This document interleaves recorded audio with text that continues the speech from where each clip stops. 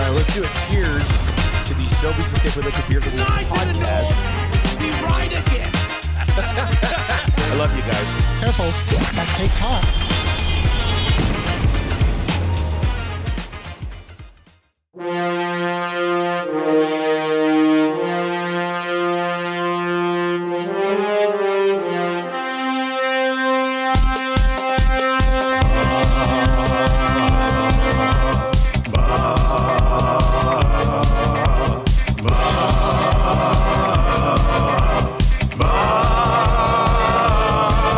It's the 6 o'clock check-in. Come on, let's go. It's the AM nasty big hello. It's that static AM radio. It's the cool bed red hot Nielson Show. Let's go.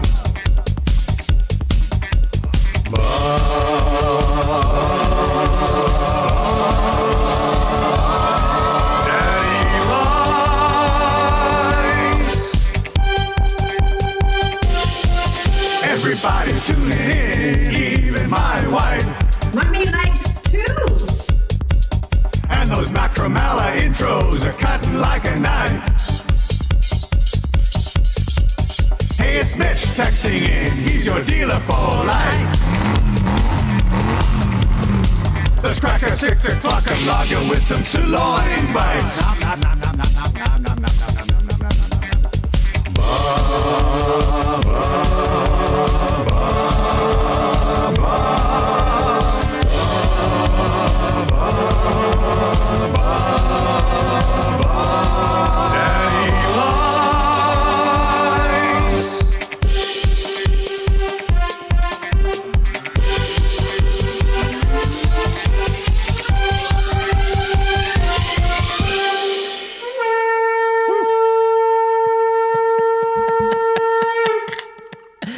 Oh, yeah!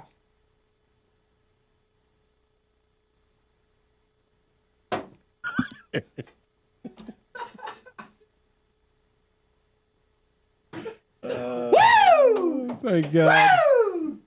I'm so happy. Woo! I could kiss you. Has he been doing this for everyone, or is it just for me? Oh, Canada, our home and native land. Sing with me, well, true patriot love. In all of us command. Son and daughter. We see the true north strong and free. From far and wide, oh Canada, we stand on guard for thee. God keep our land glorious and free. Oh Canada, we stand on guard for thee. For you. Oh Canada, we stand on guard for thee. Yeah. Woo! Well, that's the show. Let's go. Kiss me. Can I kiss you? Come on.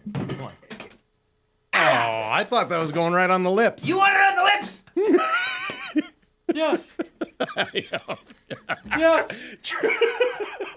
You I didn't don't tempt me. I didn't know Trev was going to get that excited about it. Why? Maybe not on the lips. We don't want to. Wow. Do it. Oh. Yes. Take that, Peter Thiel. Yes. Good point. Take that, Bill Guerin. Yeah. Take that, Wayne Gretzky. Yeah. A little bit. Take that, Keith, Brady, and Matt. Yeah. Yeah. Look it. Take that, Connor Hellebuck. Yeah. Well, yeah. Yeah, that's true. Yeah. Yeah. Kyle. Connor. Yeah. He didn't suit up, did he? No. No. No, he didn't. Chris Kreider. Still. Tim Peel. Luke Wilson. Slavin. All of them. Oh, boo. Boo. Seth Boo. Jarvis. Well, yeah. Look, I want to just say one thing. And going back to, you were here when we kicked off the tournament. Sure. I was wrong. Oh, my God. And I've never felt better to be wrong. because that tournament, I do away with the Olympics. Abolish the Olympics. And take this. Stop it. There were 4 nations, then there were 2, and now there is 1. Just 1. And if you ever thought, oh, the Finland won the World Junior, or oh, the USA's got a hockey. No.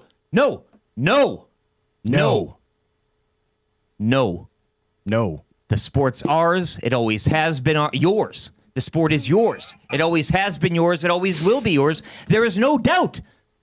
Without a doubt. Mm-hmm. Take that, Stu Feiner.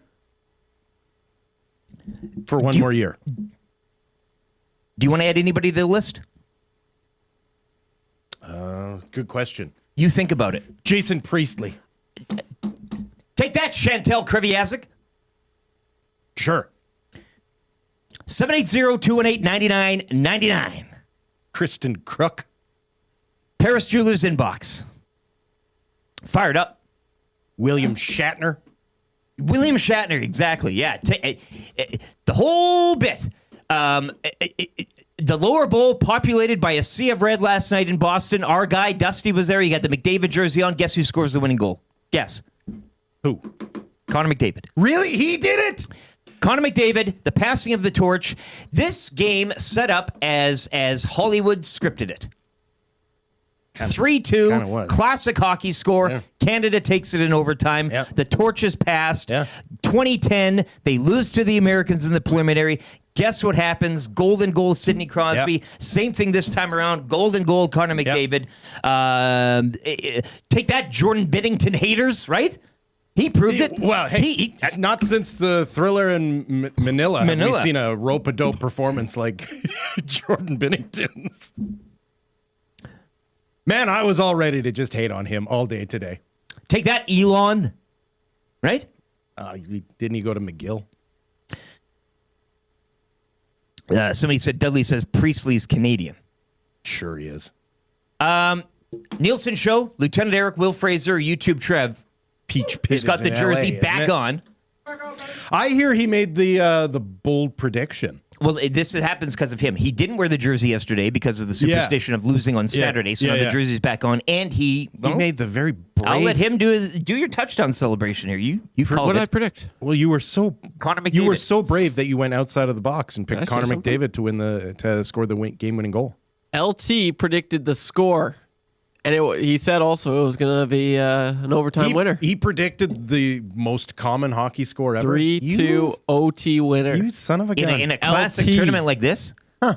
Who is going to argue? It was but you passing of the torch. The torch has been passed. Yeah. Yeah, absolutely. Did I say that? Sure. I said that? Okay, yeah. I said that. Yeah, it was the passing of the torch. Like Nostradamus over there. How weird is that? Like the last best on, well, no, I shouldn't say the last best on best, but 2010 Olympics, it was Sidney Crosby, OT winner. They lose to America, and then they come back 3-2 in overtime. This time around, 3-2 in overtime. Not 87, but 97. Assisted by Austin Matthews. Take that, Big Pappy. Ha! What an idiot. What a loser. Suck it. He does suck. Yeah. He does suck so much. Yeah, he does. So it was awesome. It was great. It was such a cool moment.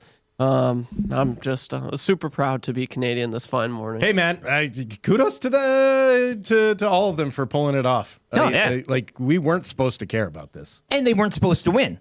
There was the early pre-tournament prognostications that the States did have the team. Yeah, well, or the Team Canada better management worked as hard as they could to make sure that they wouldn't.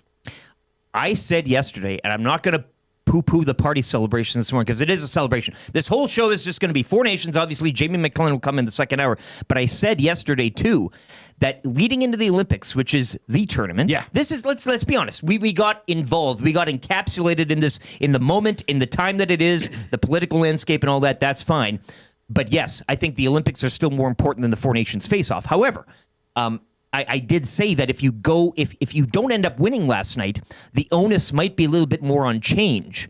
Whereas if you do win, especially in a fairy tale fashion like this, the appetite might lessen to change your approach. Fair? No, I don't know. Listen, it's an organization that hates change. So that's what I'm saying. Any excuse they can have to not And when they've ever had to, it has to be forced into, summits and audits and all that stuff. I would hope that people like Connor McDavid, for example, get to have a little bit more sway in things going forward. Yeah, player power. I would hope one of the things that they look back upon is the fact that they, even though he scored the game-winning goal, they did not exactly unlock his potential at this tournament. Nobody could play with him. Right. Yeah. We have one guy that perhaps could. Maybe next time they'll be like, hey, maybe we need to really focus on making sure we have people that can play with Connor McDavid. Yeah, and I think if there are still people out in the area code out in the GTA, the Big Smoke, the 416, still comparing Big Poppy to McDavid, that's got to be dead and buried now. Cherry on top, Laboray Pat says game-winning goal was Matthews, who abandoned McDavid in the slot to allow makers of space. His defensive prowess shows a crack. No Selke trophy for him. Lots of things we can pull away from last night's game, obviously in a variety of positions, but how in the hell does he get? I mean, that's Sidney Crosby's golden goal is Crosby, and he just kind of finds himself. It was a bing bang boom, and then and then he celebrates. This one, if you want to put it on the $20 bill or the $50 bill or the $100 bill, or whatever, it's just McDavid with nobody around him. That's the story. In the that. shooter tutor drill. Yeah. Like how? First of all, a perfect shot, but of course it was a perfect shot. He was stationary and had all the time in the world to pick top corner. Not saying he can't do that if somebody or two other players may be hanging off of him, but gee, at that stage of the tournament, overtime, you would think. And again, before that, Binnington, a couple of unreal. Well, you saves. could tell almost that this is now he's dialed in, but the lack of pressure going the other way, you're like, a guy like Connor Hellebuck who hasn't done this before, this suits up just perfect. It's going to be a one moment, and that's and then it happened like that. So. Lots to get to again this morning. Great that it falls on a Friday. We got a Sobeys and Safeway Liquor Beer of the Week. SYC Brewing will be joining us in studio at around 8:30. But we've kind of left the show open in terms of guests. Of course, as mentioned, Noodles will be by to talk about Binnington, to talk about this tournament, and where we go from here, where the nation does moving forward into the Olympics and far beyond. And hey, Oilers right back at it. No celebratory. I mean, they had the goggles on last night. The dressing room was tarped. But Oilers Saturday, Sunday, East road trip, Philly and Washington, 11 o'clock puck drop. So the team will be flying out. McDavid will meet up with them, and away they go. I don't know what this does, what you think this does, how much it weighs onto McDavid taking this moment and using it during the season. It's got to... These are things that they write in scripts and stuff, and that's more for the... But we said, sitting beside Sidney in a dressing room, learning all that leadership stuff, a moment. He's now been in a big moment and come out on top of it, where, in the past he hadn't, so... Yes, and?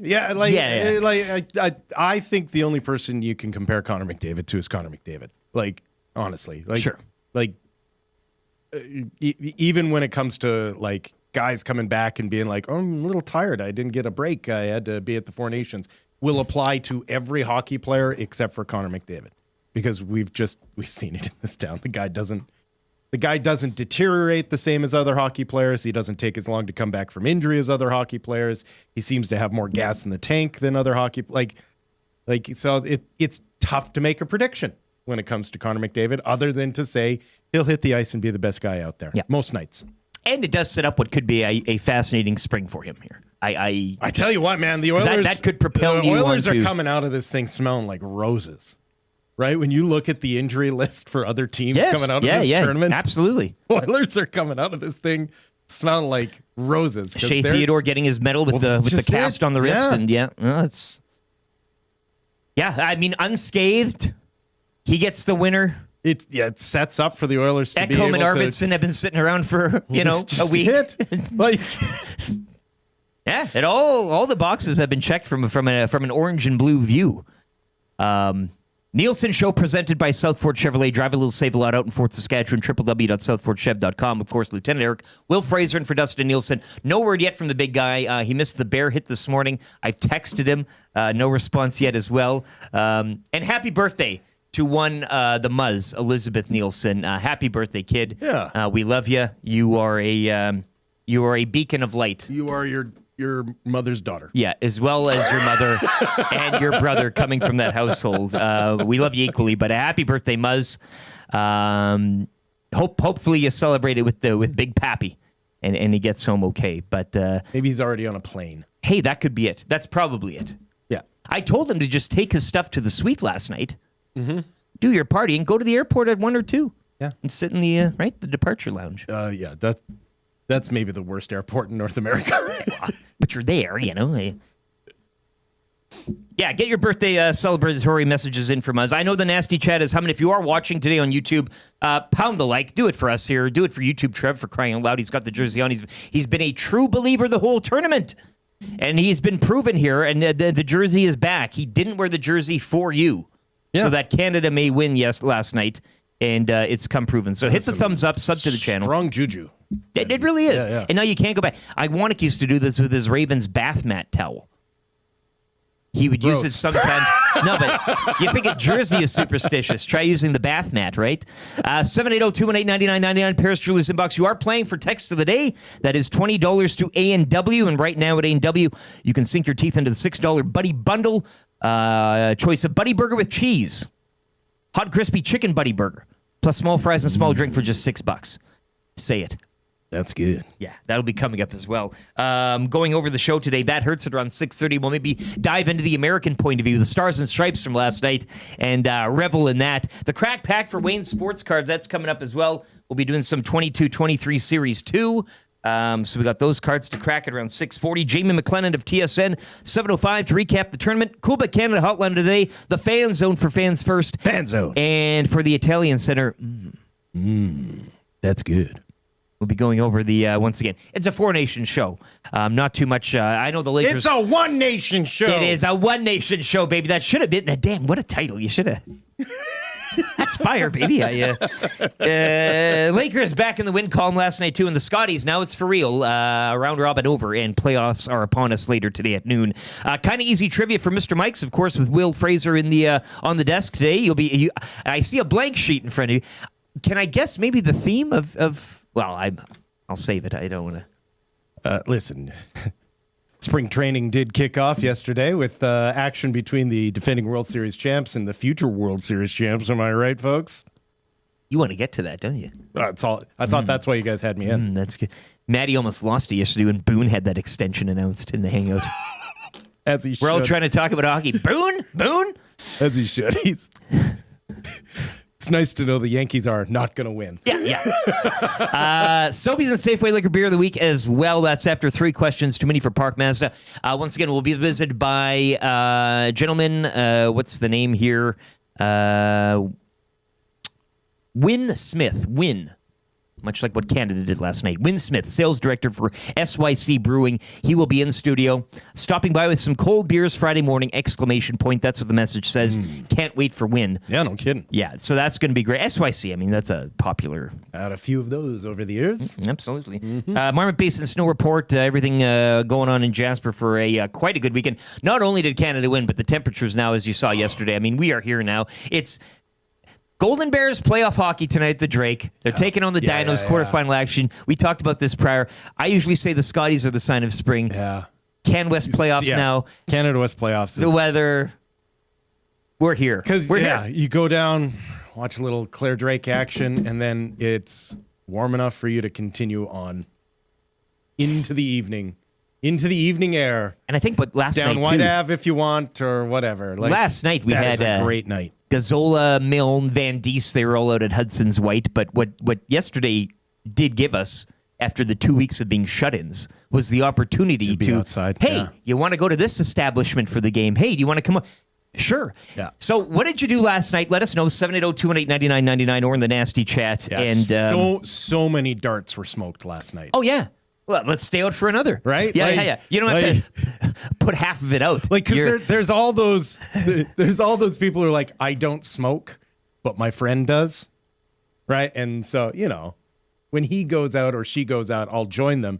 When it's minus a million, you're like, no, have at her. Yeah. It's all yours. Yeah. Have all the nicotine you want.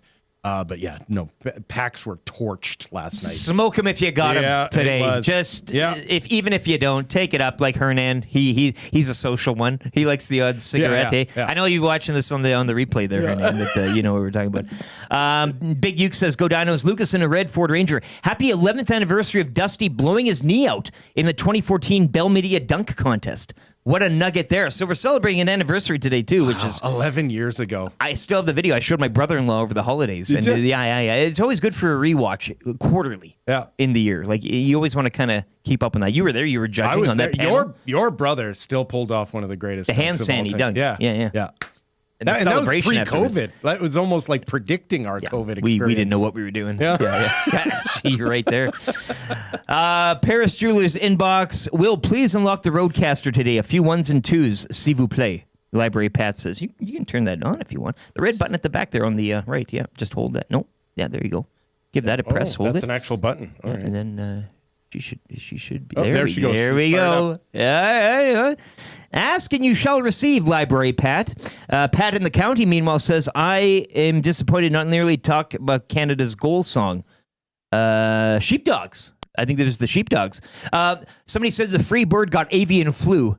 Hey, I think that was Jimbo, and then asked Jimbo, you text that puppy in, you'll be off the That's AW. not bad, actually. I like that. Lots of material, lots of red meat you could get for text of the day today. I mean, let them fly here. 780-218-9999. But I think, are you talking about the Sheepdogs, Pan the County? I think that's what the. I think they had a Sheepdogs goal song and then Free Bird for the States, but we won't be hearing that anymore. Saskatoon Muncher says, now that McDavid is back and healthy, I think this tournament is going to propel him into stretch drive McDavid. Yeah, I mean, that's obvious. I don't think it would do any harm. It can only breed good and success and being on this stage, I guess. I don't know. Connor McDavid loses last night. We're sitting here going, well, now he'll want his revenge on the entire league. Yes. Like, it's Connor McDavid, man. Yeah. He's always going to show up. It's a win-win Like- in any scenario. It looks like Canada put their own tariffs on America's gold. Heyo. Yeah, and then he has the CSI Miami. Yeah. Yeah. It actually works. Yeah. Refs are anti-American. They allowed the too many men to slide in OT. Game was rigged. Totally unfair to Trump, Shoggy in St. Albert says. Yeah, I'm sure we'll have a series of tweets or X's on that later. Well, we won't get into that. Look, truths. Yeah, truths. Millwood's Matt says the Gretzky interactions was really weird before the game, too. Like, he was waving to the U.S. bench and didn't wear a Canada jersey and everything. Guy was at the inauguration has worn the mega hat. That was, I mean, whatever. Now that they've won, who really cares? Yeah. But it was a little odd seeing him come out there by the American bench, giving them all the thumbs up. Who am I repping again? Oh, yeah, those guys. Yeah. It's okay, hockey bro. You have a new savior. He scored the game-winning goal last night. Yeah, you don't need You Wayne. can move on. Yeah, Wayne will be golfing barefoot down in Idaho exactly. and Like- enjoying life. And take that, Greg Wyshynski. Yeah. I know everybody likes to pile on Wish. Take that, Greg Wyshynski. You rat. This has been Greg Wyshynski's entire life. Like, this is just another I day. know. Like, Well, it's if you're an American he hockey lives in the fan, darkness. this is the most predictable day of your life. Yeah. Like, they are the most loosey with the football hockey nation there is. Yeah. Right? Like, Yeah, no, Sweden he's has again, an Olympic gold. Sure. Yeah. Russia has an Olympic gold. But they all do. Like, they all have their one. Yeah. You know?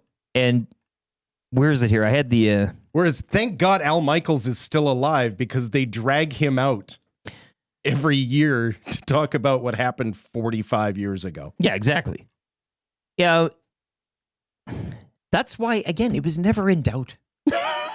Let them again. Nobody. There was a bit of doubt. I don't really. So what if Finland takes a World Juniors or Right. HC Yes, yeah, Davos yeah. Grasshopper wins the big Right. deal? It's always the pendulum will always swing and correct where it should, Sure. and over the course of time, Canada will be up here, Yeah. and all the rest of you schlubs will be down here. The Scandinavians, the Russians, the Soviets, the whatever. Yeah. Kazakhstanis, the Soviets, I guess, but you know what I'm saying. Right. Belarusians. Belarusians, yeah. Wheel says, how about the anthem last night? The Canadian anthem was butchered last night. It wasn't by Corey either. Ha, I get it, Corey the Butcher. She was there alone. She was a woman alone on the stage. I mean, she was doing it a cappella. She threw in a bit of an audible, which I thought was fine. I really don't want to hear another anthem again in my life after this tournament. I'm sick of them. I'm done with them. Enough with them. We've always talked too about club. I've never been a fan of the anthem before sporting events. Yeah, but now I've never. It's international, especially professional sporting events. Sure. You want to play the anthem for the winning nation? I have no problem with that. Yeah, the flag's going up the whole bit. Yeah, so like when we kind of clutch our pearls about it, I always kind of roll my eyes. But I think I am alone in this. I had no problem with the anthem last night. I don't even know who the gal was that sang the American one, but she had a 100-piece brass band and a guard of right. Like, I mean, that was it was in America. They had home field advantage. Exactly, and they did it up their way. So you put poor Chantel Kreviazek out there, while her husband, Rain Maida, performing here in Edmonton. And during their set, that's when the goal happened. They stopped the show. There's a bit of video of that. Then they all sang "Oh Canada." Were you at the OLP last night? I know our own Brundon. He was street teaming down there for Our Lady Peace and Collective Soul. But if you were there too, let us know about that vibe. That's a throwback. Well, it's kind of neat being in certain. You'll always remember where you are, right? And being at a concert during this goal would be a unique experience, I would think, and everybody kind of coming together in that moment. So 780-218-9999. It's a party, bitches. We're party, right? Hey, as you should be. As we should be. And so that's going to be the show today. Getting your texts. Come after that A&W text of the day. Nasty chat's bumping. Let's have a good time. Weather's nice. It's a Friday. Jamie McLennan on the way at 7. We got some cards to crack. Crack along with us. Find a pack at home. Crack along with us at 6:40. Coming up next, 6:30. That hurts. We're going to wallow in the USA and they're a bunch of losers. Yeah, last night, once again, my worst instincts took over. Like, I am not a good fan. I get way more out of the, like, enjoying the losing. Canada scores. Yeah. And they pan to, like, Canadians celebrate. Yeah. All I want is ISO. Yeah, just give me ISOs. Give me on that the Americans. eagle with the wings down. Like just give me ISOs on that American bench. Yeah. Give me ISO. Like, that's all I wanted. I wanted a close-up of Austin Matthews' face. That's what I wanted. And it's toxic. It's not good. It's everything that's wrong with sport, but that's what I was there for. That's all I wanted. Lucky for you, we'll be discussing that next. And then maybe you can kiss me. That hurts on the way. After this sports update from YouTube, Trev. It is the Nielsen Show and your clear choice for Edmonton sports, edmontonsportstalk.com. Changing 100.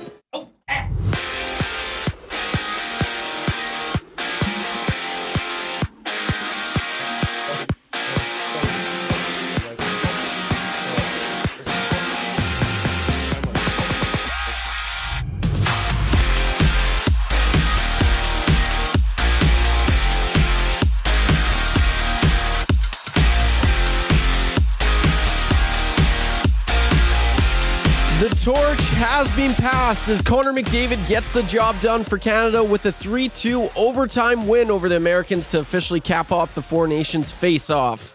Regular NHL season will resume tomorrow with 14 games, including the Oilers back in action to take on the Flyers on the road. Puck drop for this one goes at 11 a.m. In the WHL, 2 games for the Oil Kings this weekend as they make their way to Medicine Hat to take on the Tigers. Game 1 tonight. Puck drop for this one goes at 7 o'clock. And sticking in hockey, the Canada West quarterfinal starts today as the U of A Golden Bears welcome in the Calgary Dinos. This one starts at 7 tonight at the Claire Drake Arena. Out east, the playoffs for the Scotties Tournament of Hearts starts today at noon. Just 2 games as Nova Scotia will take on Rachel Homan's 8-0 Team Canada, while Alberta's Skurlik will be facing Manitoba's Einerson, both games starting at 1 p.m. And to finish off in the association from last night, just 9 games, which saw the Celtics beat the 76ers 124-104. The East leading Cavaliers defeat the Nets 110-97. The Nuggets all over the Hornets 129-115 is the score in that one. And Dusty's Lakers are back in the win column with a 110-102 win over the Trailblazers. I'm YouTube Trev. Let's go Canada. You're up to date.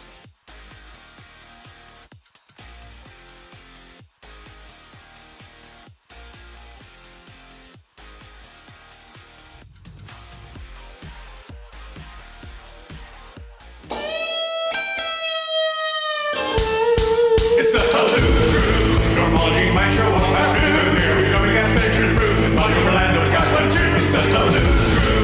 Don't ask what second mind IQ. Intellectual feels that's true. They can churn you with that glue. Keep the car and diesel. Go back because the legal. Your name have two so sequel. Laughing just like we will. We can play together. Check the slow back to the one thing known. It's like a line of gold or maybe silver. It's the Halloon Crew. It's a story about tomorrow. And Tommy doing a cameo. Some clown from morning radio. It's the Halloon Crew. Grumpy cat from Grand Prairie. Find me in Orlando. The north side from Money. Schadenfreude, the happiness of others they avoid. They take pleasure in your hemorrhoid. Your misery makes them overjoyed. Schadenfreude, on and off the ice they will destroy. They're guaranteed to never ever bore ya. So they wish you happy Schadenfreude. It's the Halloon Crew.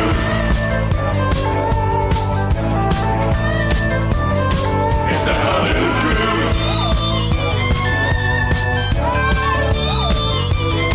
It's the Halloon Crew. It's the Halloon Crew. It's the Halloon Crew. It's the Halloon Crew. Halloon, Halloon, Halloon, Halloon, Halloon, Halloon, Halloon,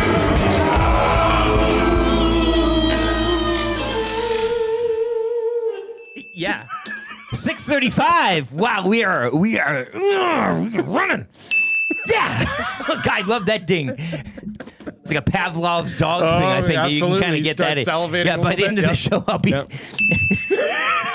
He heard that ding and he just pissed his pants. That is the Halloon Crew, the newest from John T. and Victoria. We appreciate his work on that. It is Lieutenant Eric Will Fraser and for Dustin Nielsen, YouTube Trev.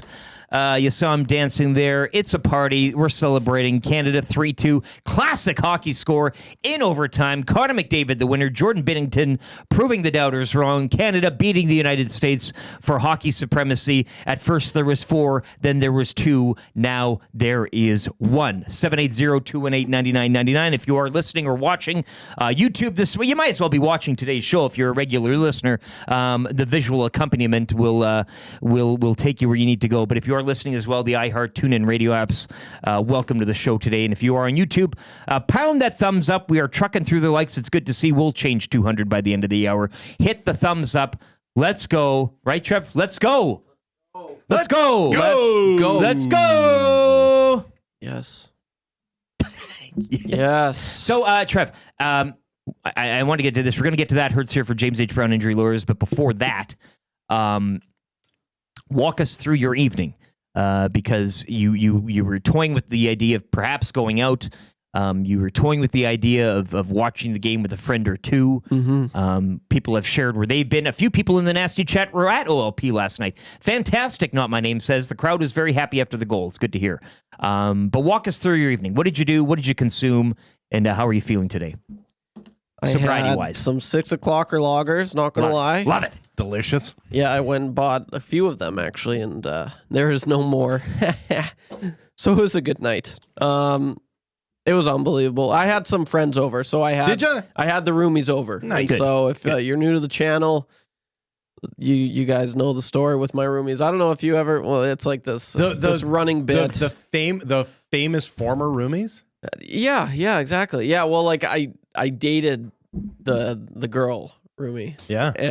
But they're now married, my roommates. Yeah. But we're all best friends. We're all like really, really good friends. And one time, This sounds like Pincher Creek. Mac Ramella joined the show and he's like, you still love her? I'm like, no, I dated her in grade 2. Yeah. Like, come on. But it's she's my running... half sister. It's not right. Yeah. That's why we had to break up. Exactly. It's this running bit now, so whatever. But they were over, and it was the first time I've actually had them over to my new place, which is nice. And so, and you haven't had any of the staff. I just want to make that known. You haven't invited any. You said you're going to have parties and all that. I know. We have not seen the place yet, okay. and I just want to get that on record. Anyways, continue. I'm sorry.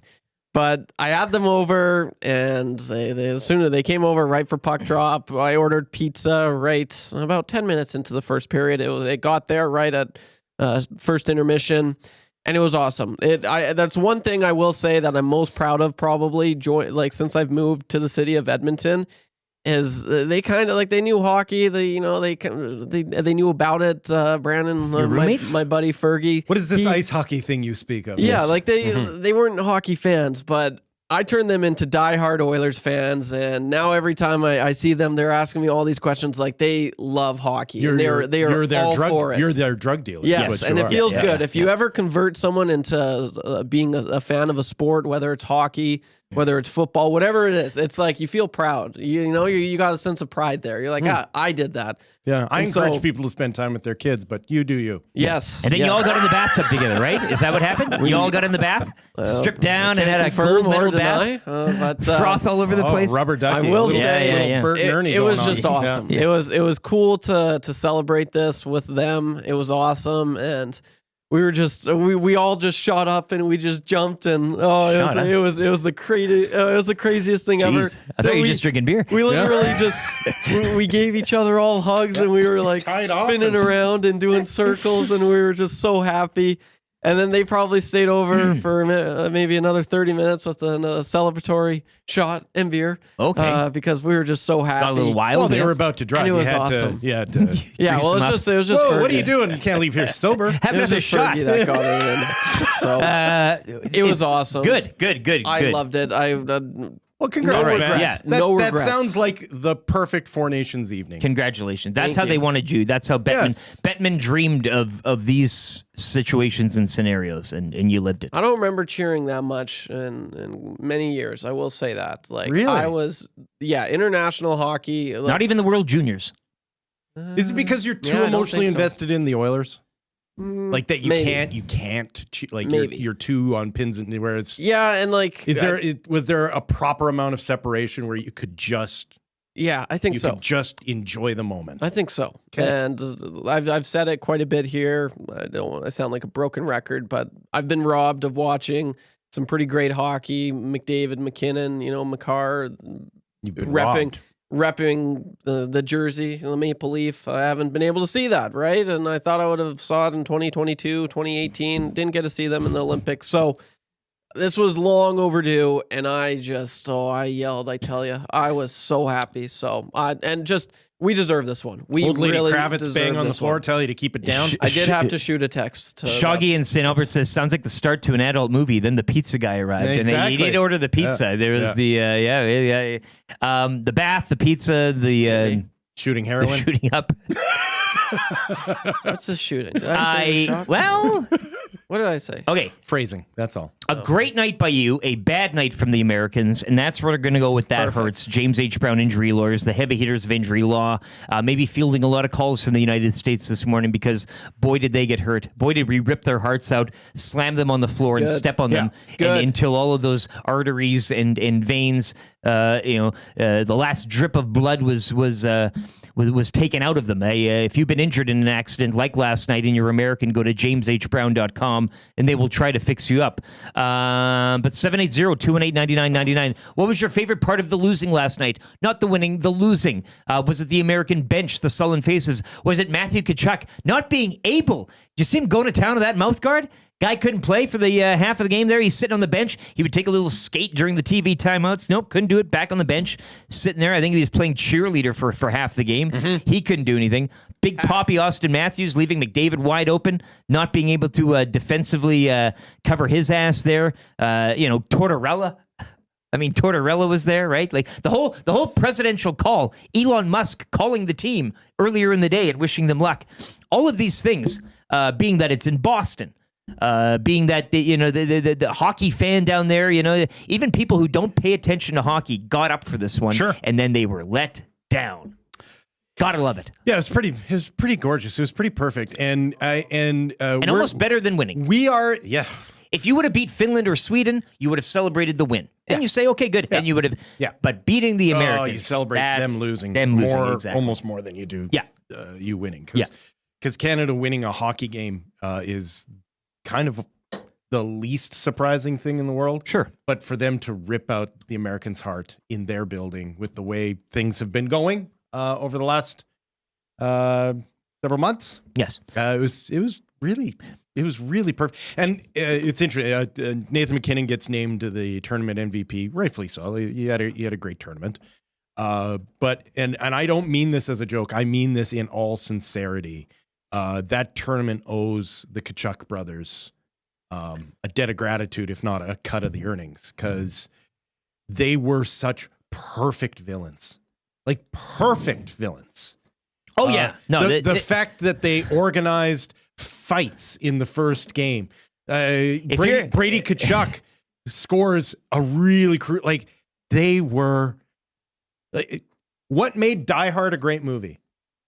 Was it Bruce Willis or was it Hans Gruber? It's Hans Gruber. It's the villain. And those guys are perfect villains.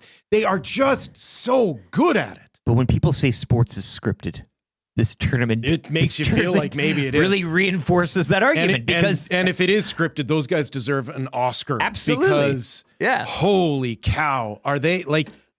I will watch my favorite fill in the blank go up against a Tkachuk every day of my life and be completely entertained. Because as much as you love watching Connor McDavid snipe that game-winning goal, it feels so good when it's a sad Tkachuk on the other end. I don't know what else could have happened to add to it. This is Hollywood scripting. Yeah. It's perfect. And you mentioned it does take a good enemy. You can't.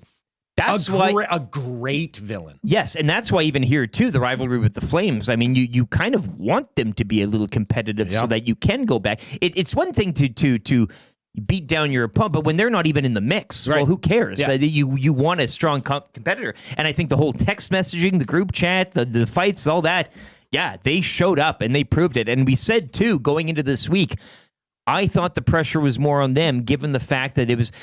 Pre-tournament, you're like, oh, gold medal, you kind of want that to be home ice. No. I think the Americans play such good heels that they couldn't do that last night. Yeah, it was a flipped scenario and flipped thinking. So again, that was movie-esque, Hollywood-esque. And people getting in, that hurts. Where is it here? Scratching. What was it? They should have, who had that text here? Kyle Connor, though. I mean, that hurts with Kyle Connor out of the lineup. Tkachuk not being in play the whole game. I mean, Connor, a terrible tournament. I know some players, it's a quick tournament. You don't go in and everybody scores 15 goals each. But for the regular season Kyle Connor's been having, I think you look at that American lineup and you probably say, arguably, he's the one. When it comes to expectation and what he's produced thus far, that hurts for him as well. Yeah, it hurts for anyone who was unable to make that game because of injury, right? Team Canada did not have its best lineup out there. Between brain injury from the people naming the squad. And with Morrissey out late sick. And Morrissey That's out another late one. sick. And the Thomas Harley game. Look at the defense that Canada had last night. Like that was miles away from their best defense. And that wasn't really ever. I mean, it wasn't like it was leaned on or an issue in the game. Binnington showed up, and I think that was a player that a lot of people identified. We talked about it yesterday on the show that he has to. And I don't know why we're talking that he has to prove himself, because he's already done it in that building on a big stage, and maybe that's just what he is. And I think too, it's a holding up a mirror moment to Oilers fans and saying a guy like Stuart Skinner, although he doesn't 9 out of 10 nights have a standout Vezina type of game, he has shown up, like the series last year against Dallas. He has shown up. They lost Game 7 2-1 for crying out loud. So who says it can't be him? And what we've seen from goaltenders is that, you can be, bang average 7 out of 10 nights, but the other night, the 8th night, you might play otherworldly, and that'll get you where you need to go. So it is kind of funny taking the lessons out of this tournament moving forward with the regular season now, specifically for Oilers fans, not only Connor getting that goal, but maybe goaltending as well. Yeah. How long is the hangover for Team USA, though? Like, this was a missed opportunity. This was kind of their, Team Canada did not ice their best roster, right? There's no Russians. There's no one to kind of stand in their way to get to that gold medal final. It was a two horse race. Right. Let's be honest. They had Olympics, two other teams joining them, but Olympics are going to be on different ice surfaces. It's going to be in Italy. If I'm the Americans, I'm looking at this as an absolute missed opportunity, because I don't know if it comes again. Like, fingers crossed, if you're a Canadians fan, that they name a better squad for the Olympics. But I don't know if the Americans could name a better squad and have a better opportunity than the one that they missed out on last night. 780-218-9999. Nasty Chat is hopping as well. I know RCN has been a big believer in this tournament from the start. He's loving it. I know Sam Bennett's scoring probably added to his love for that. Look up the German definition of Schadenfreude. That is what we are kind of discussing right now for That Hurts and James H. Brown Injury Lawyers. It is good to revel in other people's misery and sadness. It's a drug.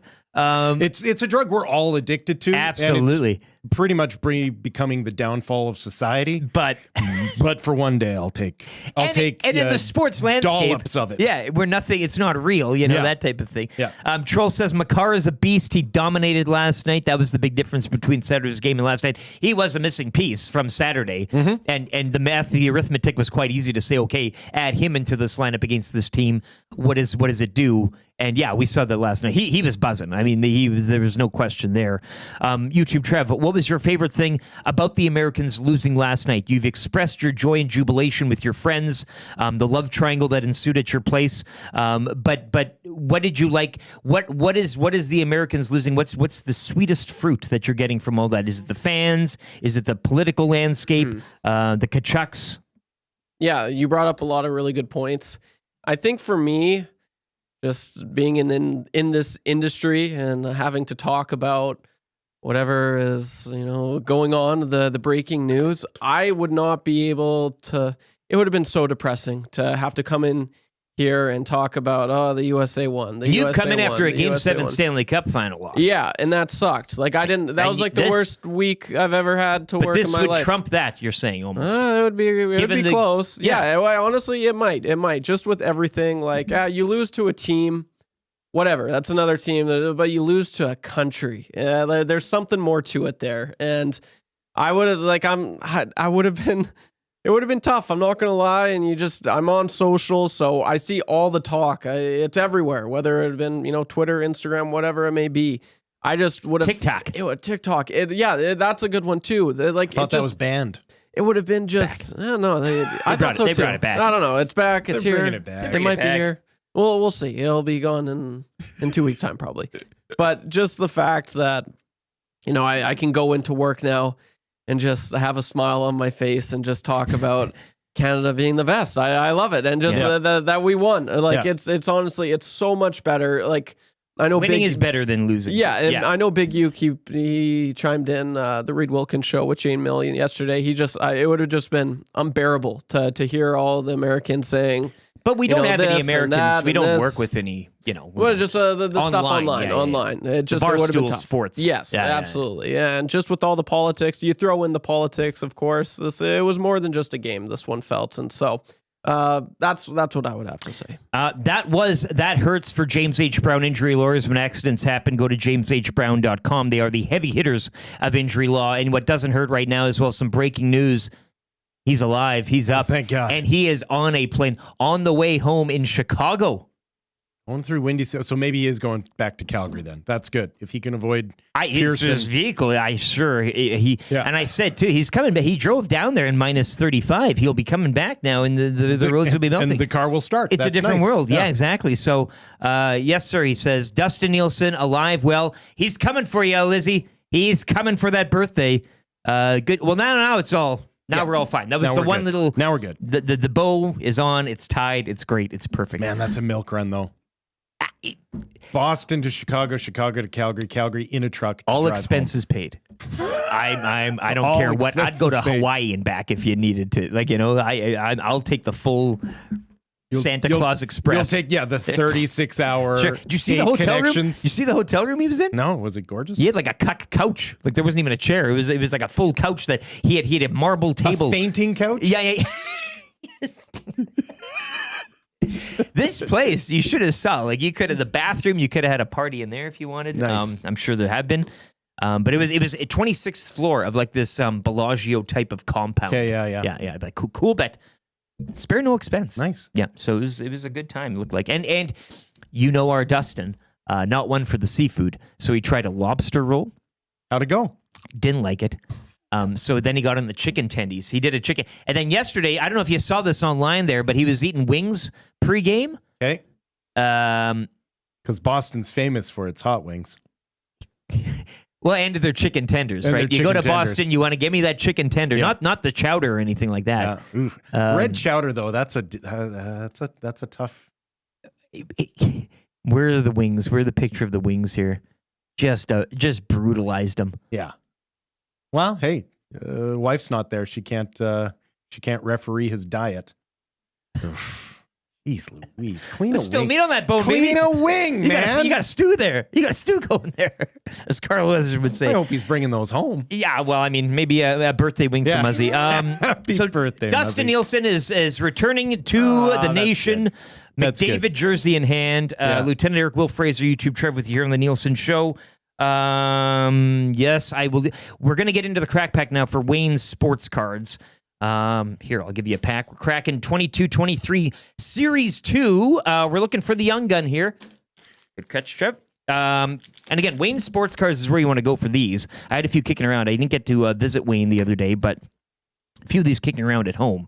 Wayne's cards, West End here. The same block as the Italian Center Shop. Same block as Always parking. There's BP's always Westgate. parking. It's a very nice parking lot. But again, go see Wayne and the gals. Tell him EST sent you. He'll love it. Trev's wooing. Open the cards, boys. I got to do a was little waiting for work. you. No. Please open up. Tell me what you got here.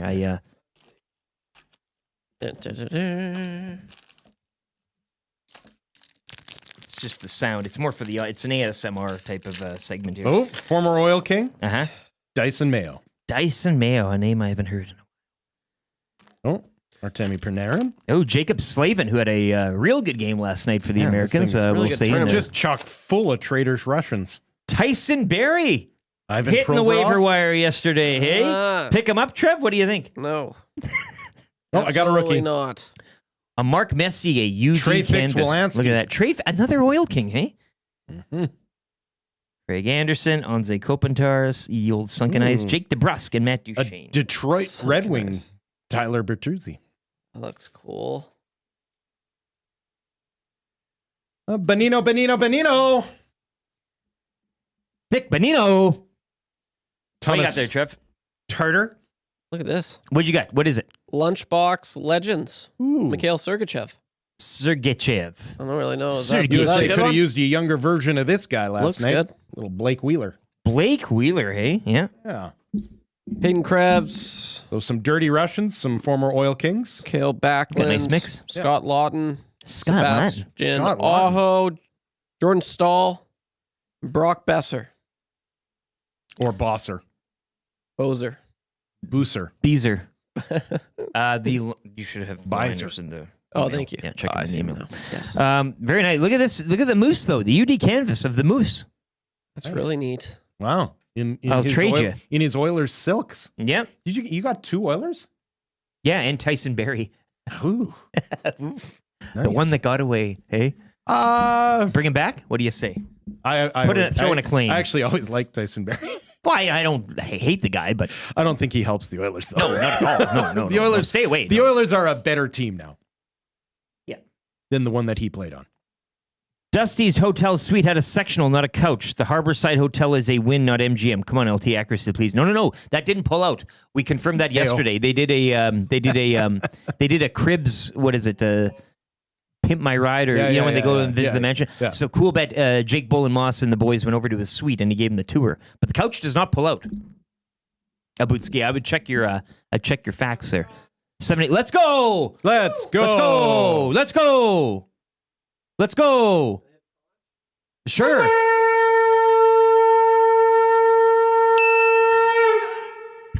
Hit another button for crying out loud. You got it. There we go. Dustin Nielsen says I could probably hop on at 7:30 your time if you don't have anyone. Well, I think we can move. You suck. Great timing. Maybe we'll make a. It's good. Oh. I have no idea what's happening now.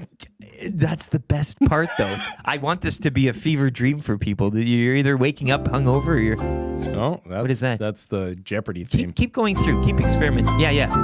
Play... now hit something. Yeah. No. You had... Switch the channel. Yeah. Yeah. Now, Oh, yeah. Yeah, now one. hit... Yeah. You're gonna live with me now. I'm gonna take care of you. I'm thinking I'm back.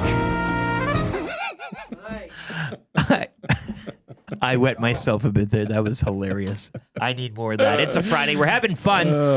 Noodles is coming up next. Now... Yeah, it's still okay. going. That's enough. Yeah, get it out of there. TSN's Jamie McLennan kicks off hour number 2. It is a celebratory day here on the Nielson Show. Lieutenant Eric Will Fraser, YouTube Trev. We are coming to you live from the Popeyes Louisiana Kitchen Studio as well. Why don't you celebrate today with some chicken from Popeyes and a great deal as well. The value menu is up $4 for either a blackened cauliflower, mini chicken sandwich, mini chicken wrap, fried pickles, or the 5-piece nugget box, all for $4. Perfect snackable items to kind of sop up what you were ingesting last night. So go visit Popeyes today. The Nielsen Show, once again, presented by South Fort Chevrolet. Drive a little, save a lot out in Fort Saskatchewan. Noodles to kick off hour number 2. Perhaps an appearance as well from Dustin Nielsen, who was on the scene. Sweet life last night down in Boston, witnessing Connor McDavid's golden goal, lifting Canada over the USA 3-2 in the Four Nations final. We'll have more on that in the fan zone, and that's good for the Italian Center Shop. All on the way in hour number 2. We'll get to a sports update right now for Nisku Glass from YouTube Trev. This is Edmonton Sports Talk, your clear choice for Edmonton sports.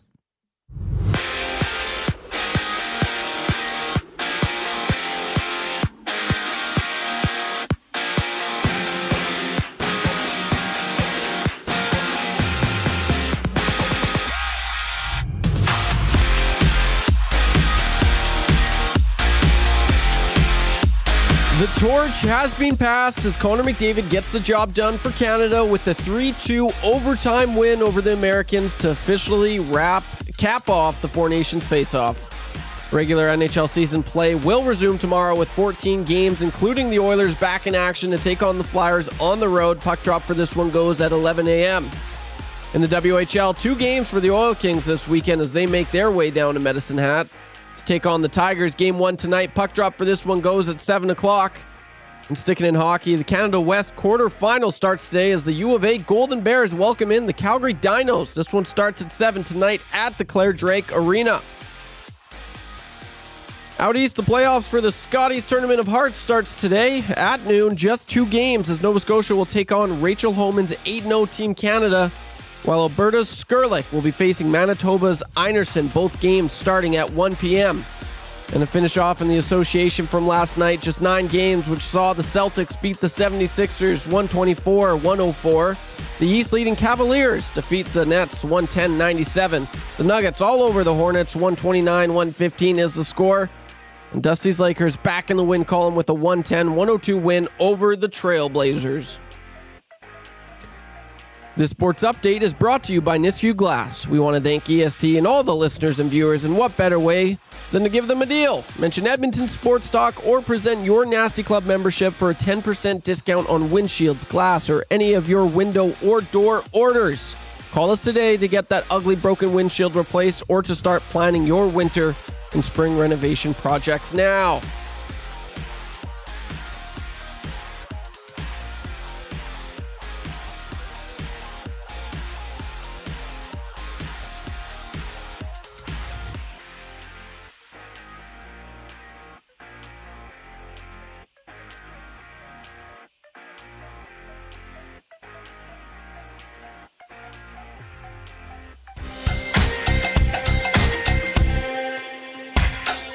What say you?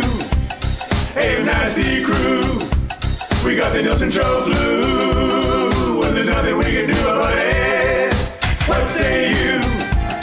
Hey, nasty crew. My wife thinks I got better things to do, but there's nothing I can do about it.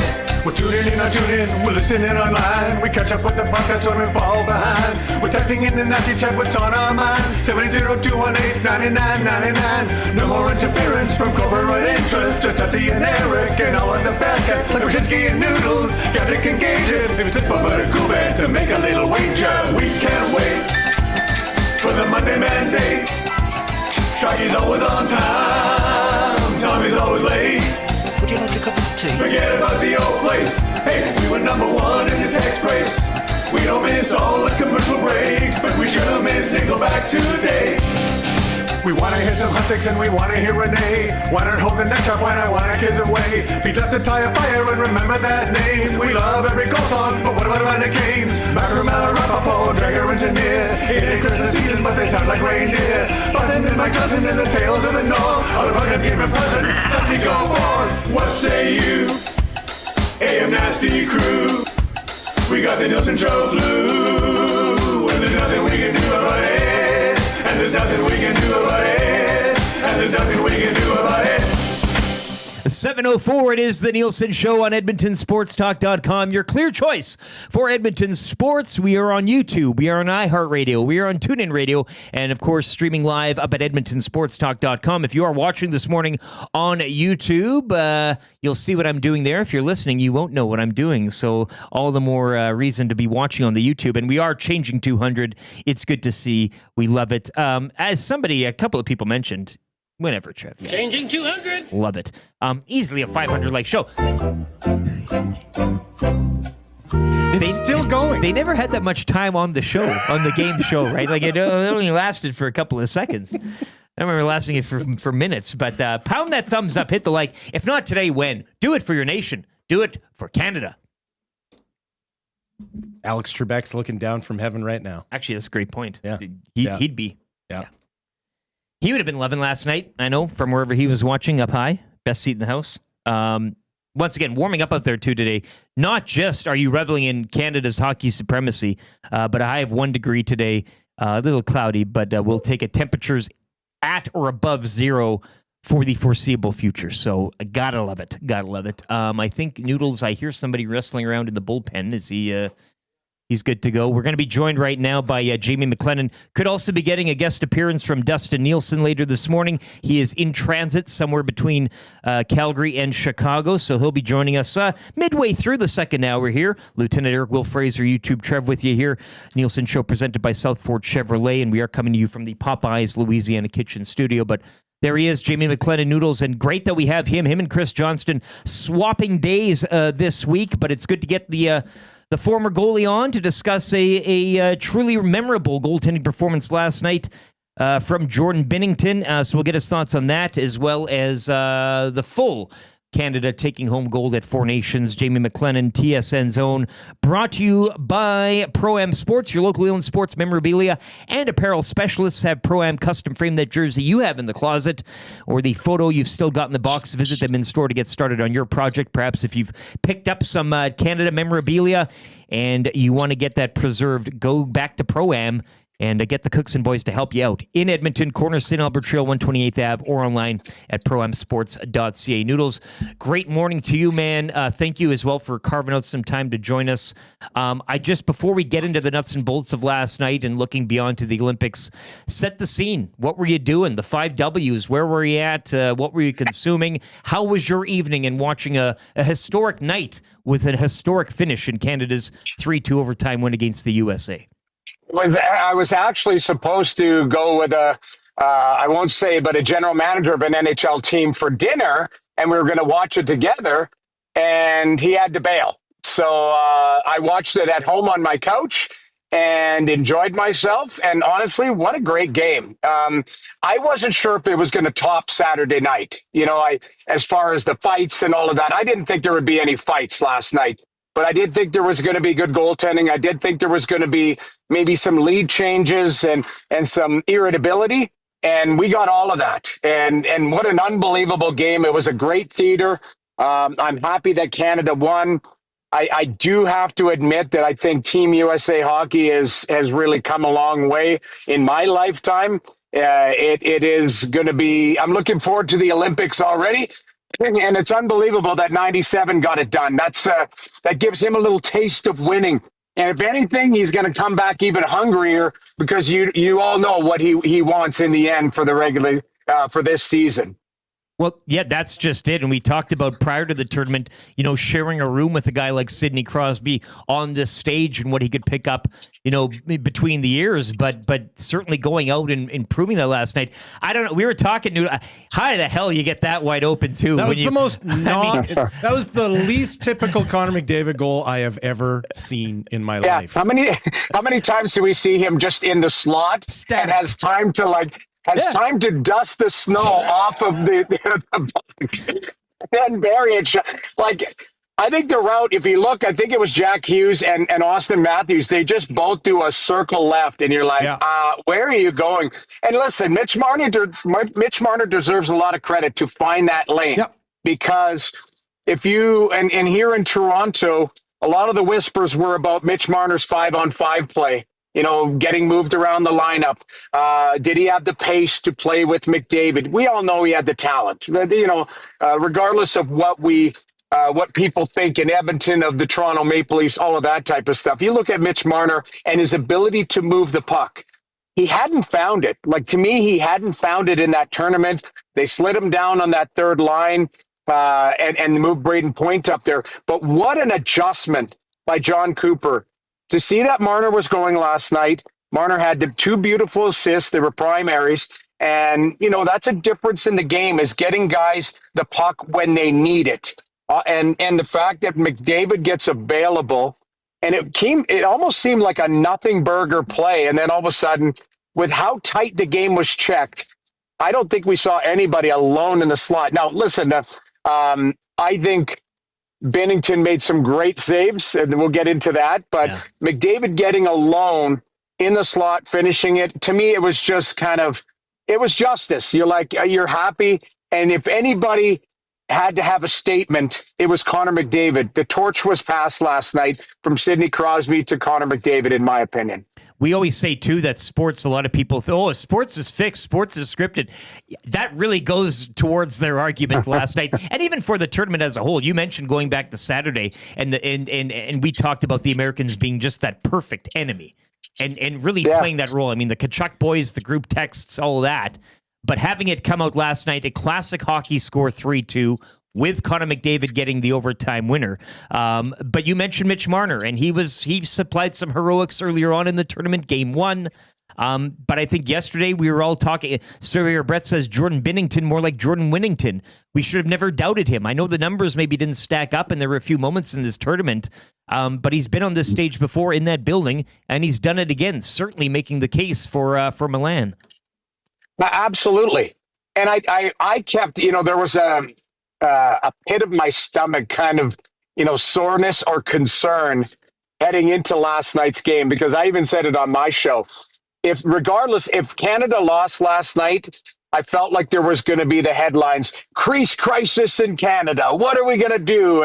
And to me, if anything, Jordan Binnington silenced that, at least for a year. And, and yes, we don't have a Hall of Famer in net right now in Canada because we've been so spoiled with Luongo and Brodeur and Patrick Waugh. You just go down through the years. But now you look at Jordan Binnington. You're right. You pointed out he won a Game 7 on the road in Boston to win the Stanley Cup. In the biggest pressure situation, he was a difference maker. Last night, big pressure situation, biggest stage right now. Both nations watching. I don't like how things got political. I just like sports. But it has gotten political.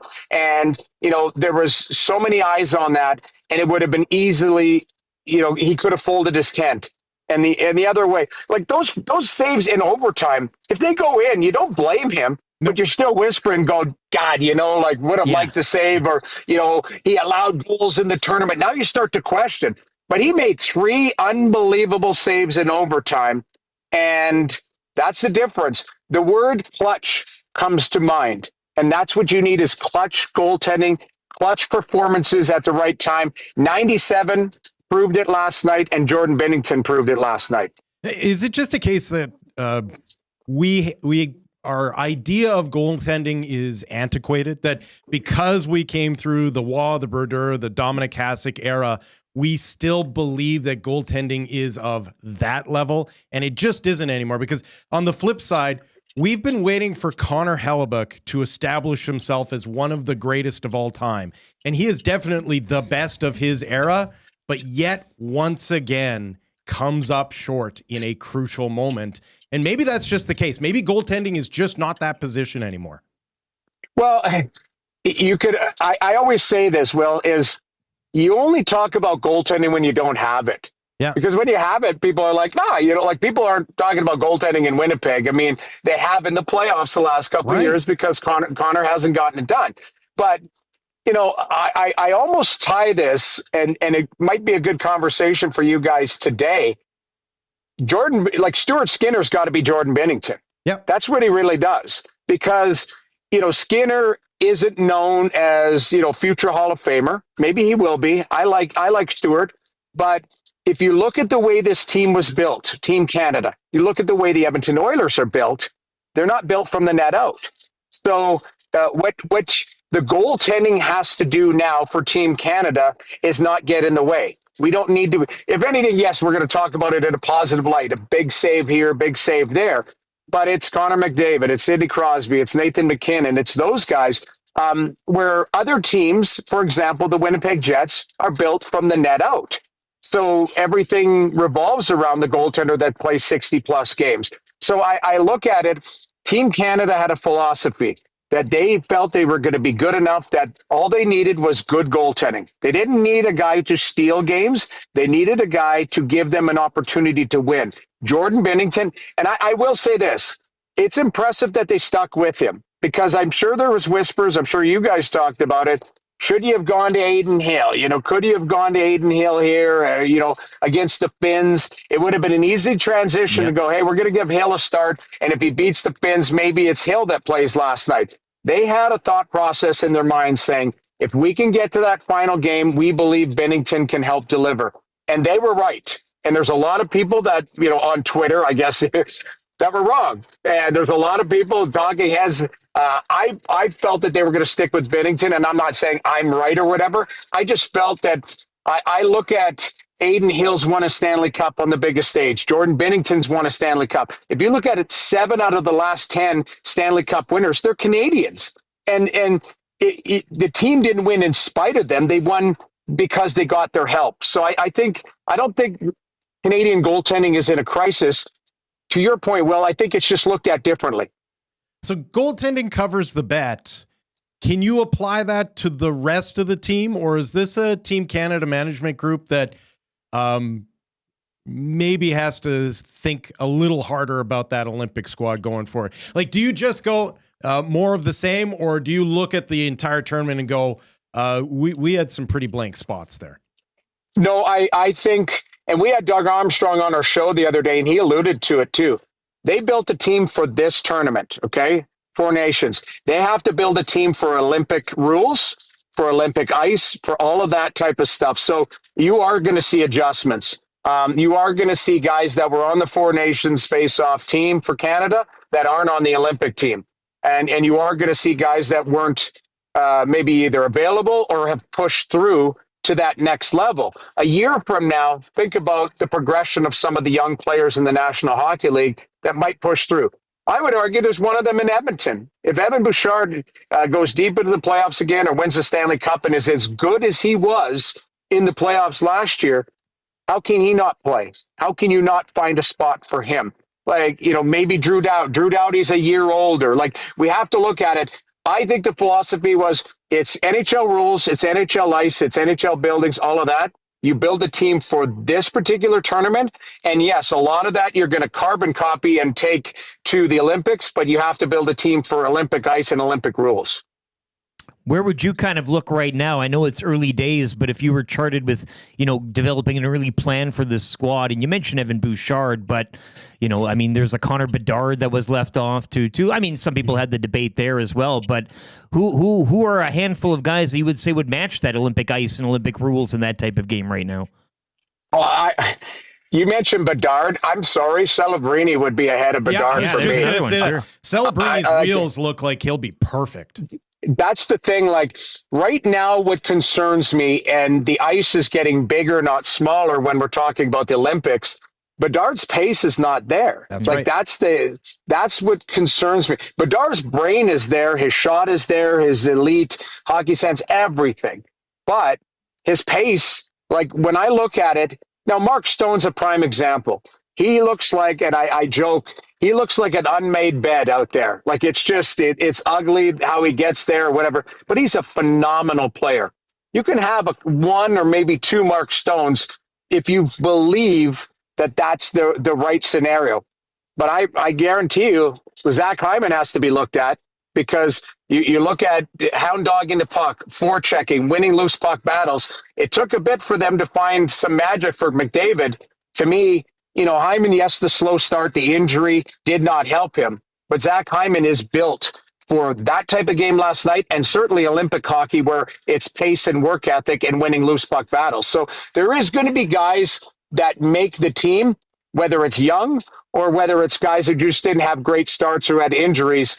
There is going to be adjustments for next year. Is there a bigger Jekyll and Hyde player in all of hockey than Sam Bennett? It is amazing to me. He couldn't do a pull-up. Watching him in the regular season and then watching him in games that count. They're completely different hockey players. Like his ability to elevate his game is unparalleled. Well, it is. His game is suited for big type of games because when you look at playoff hockey, there's no space out there, and you have to go and earn it. He's not afraid. Yeah, that's the thing. Like in the regular season on a Tuesday night in November, I don't think he cares that much to go win a loose puck battle and, take a hit to make a play. You're like, I don't need to do this. I'll reach in there with the stick. Yeah. When you're playing for keeps, that guy you want on your team because everything, the formula that comes with winning in playoff hockey and Four Nations hockey and now and into the Olympics is every piece of ice is contested. So you need players who play like that and don't shy away from contact or don't shy away from having to pay a price to make a play. That's why Sam Bennett excels. And the guys who are shyer physically, I'll give you an example. Did you notice Jack Hughes at all? Like in this whole tournament? Like, I mean, I thought, and he's an ultra skilled guy, to the point where Wayne Gretzky said if there was anybody he felt that was going to challenge McDavid for a top player in the league, he felt like Jack Hughes had that skill set. Right now, his game is too shy. It's just too shy to be in critical areas to make himself effective. So I look at it, and to me, that's where either players have to understand that that's what it takes to win at those critical situations. They have to go through the process. So Sam Bennett is just built like that. He'll play till he's 42 on just 20-game contracts, won't he? Because there will be a GM on a potential playoff team that'll I'll pick him up for the stretch drive. He's one of those guys that he's a living legend. Yeah. He literally might have no legs, be walking around the ice, but he'll be 42 and go, that guy is going to win a loose puck battle or score a big goal when I need it. So, yes, I'll sign him too. You're right. At 42, it'll be an entry-level deal, which will be about $3 million at that point at 42. And he'll play for somebody and go, Sam Bennett, we need his winning pedigree on our team. Yeah. Yep. Text flying in. I wouldn't be sad if Sam Bennett wanted to come to the Oilers to play with his friend McDavid. Can't see for to let him go, though. So, who knows? We might see that come in the future. Noodles, again, appreciate your time. Hopefully you get that night out with that mystery GM and the rain check comes through as well. I know it won't be for the game, but it certainly sounded like you guys had a good night planned. Appreciate your time. Have a great weekend. We'll talk next week. And he better be paying. And I'm sorry, I'm at a hockey. I took the day off today. I'm at a hockey tournament, and my son is screaming in the back seat here at his iPad. So I don't know if you heard that. I almost did. I did like the father. I was banging on the seat, zip it back there. I don't know if you guys saw that. Daddy's working here. Enjoy the tournament. And the son was perfect. He had a great flair to the show. So enjoy the tournament. Talk next week. Thanks for having me, guys. We'll chat soon. That's TSN's Jamie McLennan. You know them, you love them. Noodles brought to you as well by Pro-Am Sports, as usual, our hockey insiders and analysts all season long. Once again, if you get some Canada gear that you want to get preserved from this tournament, pop back in and see the Cooks and Boys, the photos, the jerseys, whatever, framed, stored. Pro-Am Sports will take care of you. Corner St. Albert Trail, 128th Avenue, online, proamsports.ca. Pulling away anything there from Noodles? I mean, the Sam Bennett stuff is true. There are guys that pop up in sports that just pop up every once in a while, mercenaries. The whole thing on him was he couldn't do a damn pull-up. We laughed. You were working with us back at the station during that time. It was good morning AM radio fodder. We had a good laugh about it and everything. But that's what I mean by Jekyll and Hyde. Like, whatever side of the debate you come down on with Sam Bennett, you're right. Yeah. Sure. Yeah, everybody's right. Yeah. Everyone's right about Sam Bennett. If you're like, the guy doesn't put the work in and he's not going to be there for you for an 80-game regular season, you would look at him and be like, yeah, he's a bit of an underperformer during the regular season. And then the guys that are like, the guy's a champion. He's got the pedigree. He's just got that fire. As soon as the playoffs begin, you're like, well, I don't know who that guy is, but that guy can help you win a Stanley Cup. So, yeah, he is such a unique hockey player as far as the career that he has built for himself. He's going to get paid $7 million. Is he not a UFA this offseason? RCN says Sam Bennett will be the next captain in Ottawa. Right? Like, this is a guy who's going to get paid a load of money by a team that hasn't made the playoffs. And it's going to be a disappointment. And then he's going to get traded at a deadline, go to a contender, and be the reason that they win a Stanley Cup. We talk about golfing, being a punter in football, being a relief pitcher in baseball. Yeah. This is that role, You're right. He's a bullpen player. You right? carve out a living, and boy, can you do. And you're not just carving out a living, you're a champion carving it out and being a part of, but not having to reach heights like some players do and try to climb those mountains. No, he's one of those guys that when he hits his mid-30s and decides, I'm just going to go year to year, I'll pick a team in December. Yeah. Right? Like training camps for suckers. Yeah. I don't do pull-ups anyways, so don't worry about it. Just sign me up when everyone's got their cap figured out. I'll take my pick of whatever team I think has the best chance, and I'll just go and play there. And it's funny, too, when you're talking goaltending with Noodles and the generous mix that Canada has. I think, as you mentioned, you'd be forgiven if you did turn to Aiden Hill maybe midway through this tournament. He also has a pedigree that you can write down. But a guy like Logan Thompson right now and playing as he is, who's to say that there aren't a few standout Canadian goaltenders, much like I guess the Americas and Russia would have when you count around the league, maybe 5 elites. But you have this collection of guys who are collecting pedigree and collecting experience. But again, it goes to the Stuart Skinner lesson here and the fact that what he did against Dallas. I know everybody likes to bring up the Vancouver example last year with Skinner. A guy like Pickard comes in, I still say best tandem in the league. But the series he had against the Stars, taking Florida to Game 7 against a goaltender such as that and losing in the final game 2-1, I mean, you're right there. You're right there. And it's... Not only that, but he outplayed what were considered better goaltenders to make the Stanley Cup final as well. So as long as you're not costing, again, the team makeup, much like this Canada team, a lot of similarities, I guess, when it comes from an Oiler fan and looking at this tournament saying, okay, well, maybe sometimes we need to cool it a bit. The difference is you play 82 games as opposed to 3 or 4. Right. And then the sample sizes. But great appearance from Noodles, and we thank him for his time. Let's get to the Cool But Canada Hotline of the Day. This is the Nielson Show. Lieutenant Eric Will Fraser, YouTube Trev as well. Dustin Nielson will be gracing us with his presence. He's traveling. We'll get him video link this morning as well at around probably after the sports update. That's good. I need to see his face to make sure he's okay. Well, we want to proof of life. Pinch those little cheeks, you know what I mean? Proof of life. Yeah. So he's heading back to the country. But your Cool But Canada Hotline of the Day. Hockey does not stop. Regular season picking up back again tomorrow. The Oilers will hit a 5-game Eastern swing beginning tomorrow in Philly. That's an 11 o'clock puck drop, which means the GCL Diesel pregame show with Tom Gazzola comes your way at 10. I know Hello Hockey will be on tomorrow as well. So Tommy's got a chock full weekend here. Of course, the Oilers in D.C. to play the Capitals Sunday morning at 11. But Oilers Flyers, you can get on that right now. I know the Oilers minus 192 on the money line, Flyers plus 162. No player props up yet, but those will be coming throughout the day up at CoolBet. Our betting partners, stay cool, bet responsibly, and we thank them for shuttling Dusty out to Boston. Showing him the time of his life. They got to go to the Cheers bar with Huss. Huss walked in and they all went, hey, Huss, like Norm.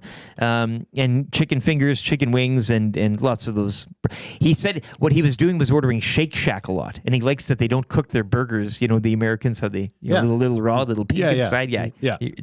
Dusty really liked that. Yeah. So. You're reading a book right now that makes that even more horrifying. I said, don't go near those wings, baby. Dirty bird down there. Man. Watch out for that Yankee bird. It's a dirty one. Yeah. Coolbet.com, though. Show them some love. Get on the NHL regular season. As mentioned, chock full games tomorrow. What is it, 14 games on the Saturday schedule? 14, right? Yeah, 14. 10 Sunday. So a busy weekend in the NHL as that gets back on track, and let Coolbet fill your coffers with a little bit of dough. 7:28. Let's get to an early sports update here for Park Mazda. We'll be back with Dustin Nielson. Might move a few things around as well. We'll get to the fan zone.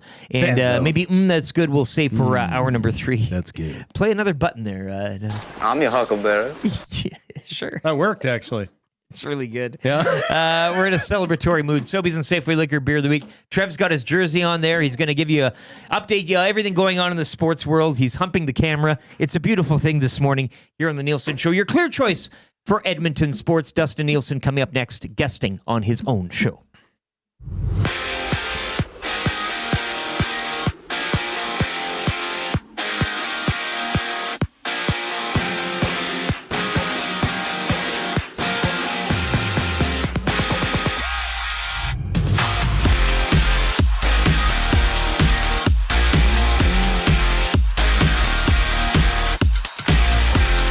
It was a legacy game indeed as Connor McDavid gets the job done for Canada with the 3-2 overtime win over the Americans to officially cap off the Four Nations face-off. Regular NHL season play will resume tomorrow with 14 games, including the Oilers back in action to take on the Flyers on the road. Puck drop for this one goes at 11 a.m. In the WHL, 2 games for the Oil Kings this weekend as they make their way down south to take on the Medicine Hat Tigers. Game 1 tonight, puck drop goes at 7 o'clock. And sticking in hockey, the Canada West quarterfinal starts today as the U of A Golden Bears welcome in the Calgary Dinos. This one goes at 7 tonight at the Claire Drake Arena. Out east, the playoffs for the Scotties Tournament of Hearts start today at noon. Just 2 games as Nova Scotia will take on Rachel Homan's 8-0 Team Canada, while Alberta's Skurlik will be facing Manitoba's Einerson. Both games starting at 1 p.m. And to finish off in the association from last night, just 9 games, which saw the Celtics beat the 76ers 124-104. The East leading Cavaliers defeat the Nets 110-97. The Nuggets all over the Hornets 129-115 is the score in that one. And Dusty's Lakers are back in the win column with a 110-102 win over the Trailblazers. The sports update is brought to you by the fine folks at Park Mazda and dealer principal Mitch Lewicki. Mitch is already training to play on McDavid's line for the next Olympics.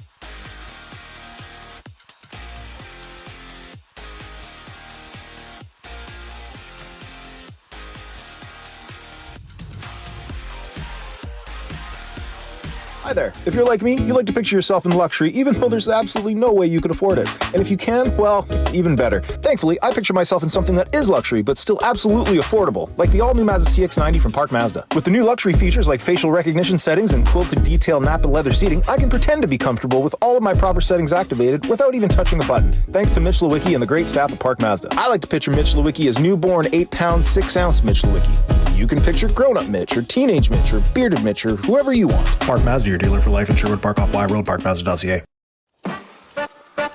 The Nielsen Show featuring Lieutenant Eric.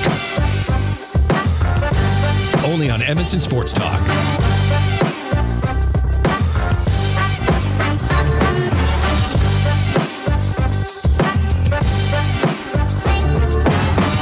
All right, 7 7:32, 0 in Edmonton right now. Temperatures warming up for the weekend. It's getting hot in here as we are celebrating Canada's take off all 3-2 your overtime, clothes. which I did in the opening hour. If you missed it, you can always cycle back in the podcast, but There I would was do it on the nipples. YouTube because it was quite the visual this morning. I ripped up the American flag. Yeah. That could get you a fine, a serious fine down Like south. Sinead O'Connor with the Pope. Yeah. Exactly. Yeah. Our next guest should have got a fine for what he did to those chicken wings last night, though. But we'll Clean get to those that. bones, we'll get to man. that in a minute. It is the Nielsen Show. Lieutenant Eric, Will Fraser, YouTube, Trev. It's presented by Southfort Chevrolet. Drive a little, save a lot. Visit the fine folks, Daniel and the team out in Fort Saskatchewan, or online at www.southfortchev.com. A lot of great texts rolling in as well. Surveyor Brett, Punker Junker Jones with a couple. In fact, Punker Junker Jones, leading into our next guest here, had the one that, thank God, Huss's parents woke Dusty up this morning so he didn't miss his flight. If you know, you know. But let's bring him in right now. First off, Dustin Nielsen, welcome to your own show. Let's just get to the real basics here. Where are you? What are you doing? Paint the scene right now.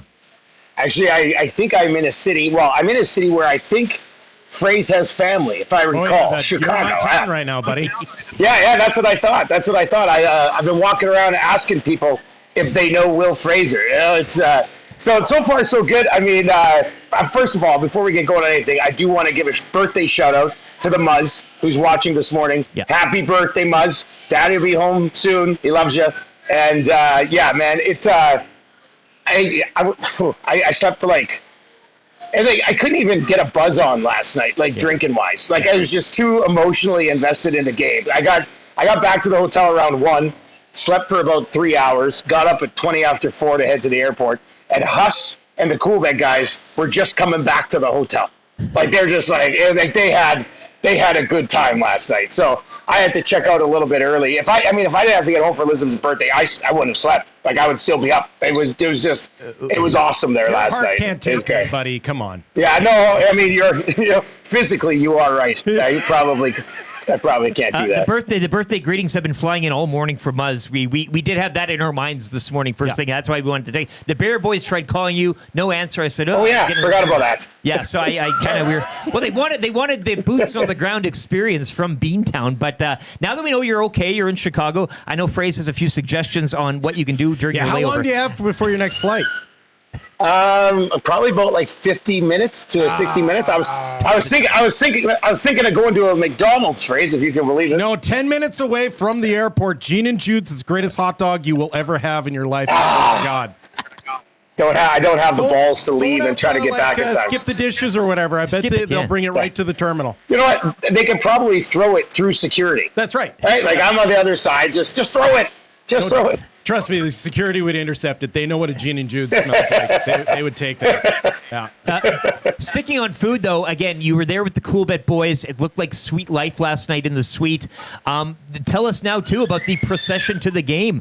I mean, getting insults hurled at you. You had the McDavid jersey on. That thing is skyrocketed now in price. But how was the game? Paint the picture from there last night. I mean, so before the game, we get down to what was funny because we were staying at the Encore Wynn Casino Resort kind of place, and we're sitting there, and some guy comes up to me and goes, "If you boo our anthem tonight, I'm gonna shoot you." I was like, "Wow, calm down, man!" And then he goes, "Did you guys hear that Wayne Gretzky's staying at the hotel? Heard he was around today." He got really nice after threatening us, and then we take an Uber down to just outside the Garden, get out.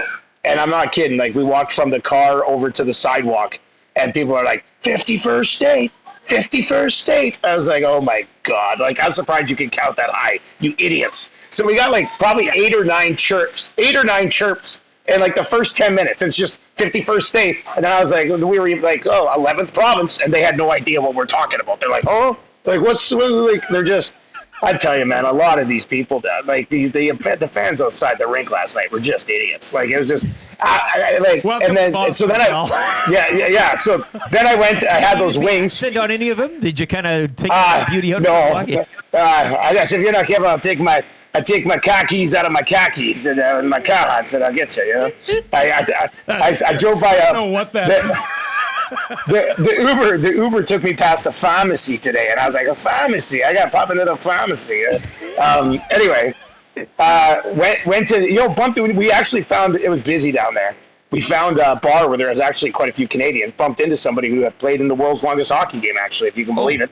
And then that's where I had those wings, and everybody was bitching that I didn't eat enough of the meat on the wings. Well, next time, that was open mouth frustrating. kiss them. Don't just give them a peck. Like, Well, they were huge. They were huge wings, like huge. Like they were like 6 or 7 bite wings. Like they were big wings. So I didn't feel too bad about it. And then we got up to the suite, which was awesome. I tried that tendy. The chicken tendy was Shinsky was saying the lower bowl was a generous painting of lots red, of Canadians. Yeah. Lots of Canadians. It was. We were kind of thinking about it yesterday on Lock Shop. Like, what would the split be? How many Canadians? How many Americans? And I think it probably ended up being probably 35% Canadian in there. Like, it was pretty. Lower bowl was looked like they had a big family section for Canada there, and and then the anthems come, and our anthem started. First of all, she butchered it.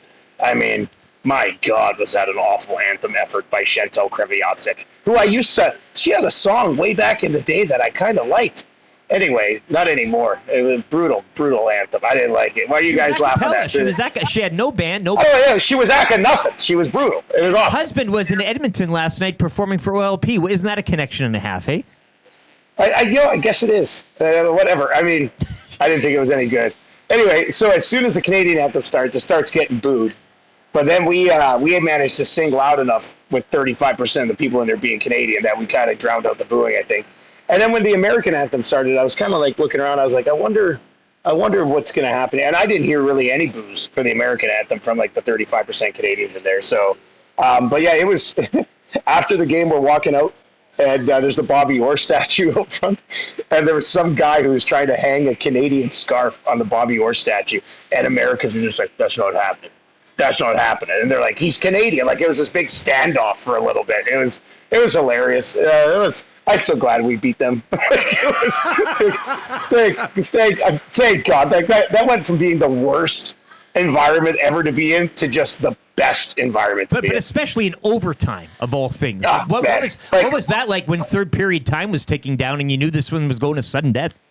Yeah, just the longest intermissions ever. I bet. Like, you're just like, let's just get going, please. And then as soon as I saw McDavid wide open in the slot, I was like, oh my God, like, they're leaving McDavid wide open. Austin Matthews, you idiot. And then McDavid makes no mistake. And the next, I mean, it was just, the suite just went wild. At one point, Huss was like nestled into my chest, and I was just like, oh, I love you, Huss. Like, it was just, it was the best sporting event that I'd ever been at in my life as a fan. And I don't know if I'll ever be at another one as a fan in that situation again. So it was worth the trip, I'll tell you that. Who's to say Coolbet doesn't fly you boys out to Milan, hey? I mean, I think they liked a lot of the content. I did that bubble bath bet, so I think they were pretty happy with that. So why not send us to the Olympics? The room looked good. I think a lot of people were pulling away how short Jake Bullen-Moss actually is. Yeah, well, I mean, most people are short next to me, so from experience. Like little guys shouldn't feel awkward around me. I'm the one who feels awkward being as big as I am. Even next to Huss. Yeah, Huss is a little man. Like, it's great. My 6 foot tall 19-year-old son still calls him the Giant. So, No, it's true. It's true. But man, you know what? You got to give John Cooper some credit, man. Like, sticking with his goaltender, hey? Yeah, stuck with Binnington. And, even in the game, I was nervous with Binnington. And then you got to overtime, man, and just 2 huge saves in overtime. Just this massive saves. And then the other... Or was it a huge Austin Matthews choke job?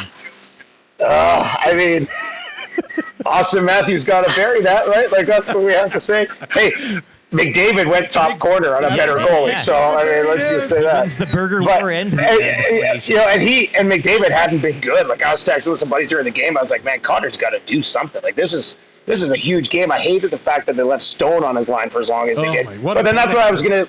That's what I was gonna say with Cooper, though. Like, Cooper decided to go back to the Mitch Marner combination, which hadn't worked earlier in the tournament, but I thought Marner kind of had some jump in his game last night, and it ended up being the difference in the hockey game, which was awesome.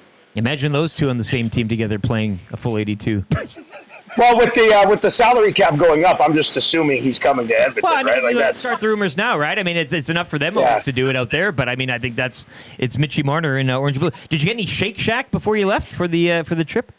Man, this is gonna sound pretty bad, but so I had it twice on Wednesday. Yeah. I had it for lunch, and then I had it for like after drinks snack. Yeah. And then last night I got back. I had a winning Canada money line ticket that I had to cash before I left. So I went back to the cashier, and it was about 1:20, and I did pop by Shake Shack to see if it was open, but they had just closed. Oh. They had just closed. So I was like, oh no.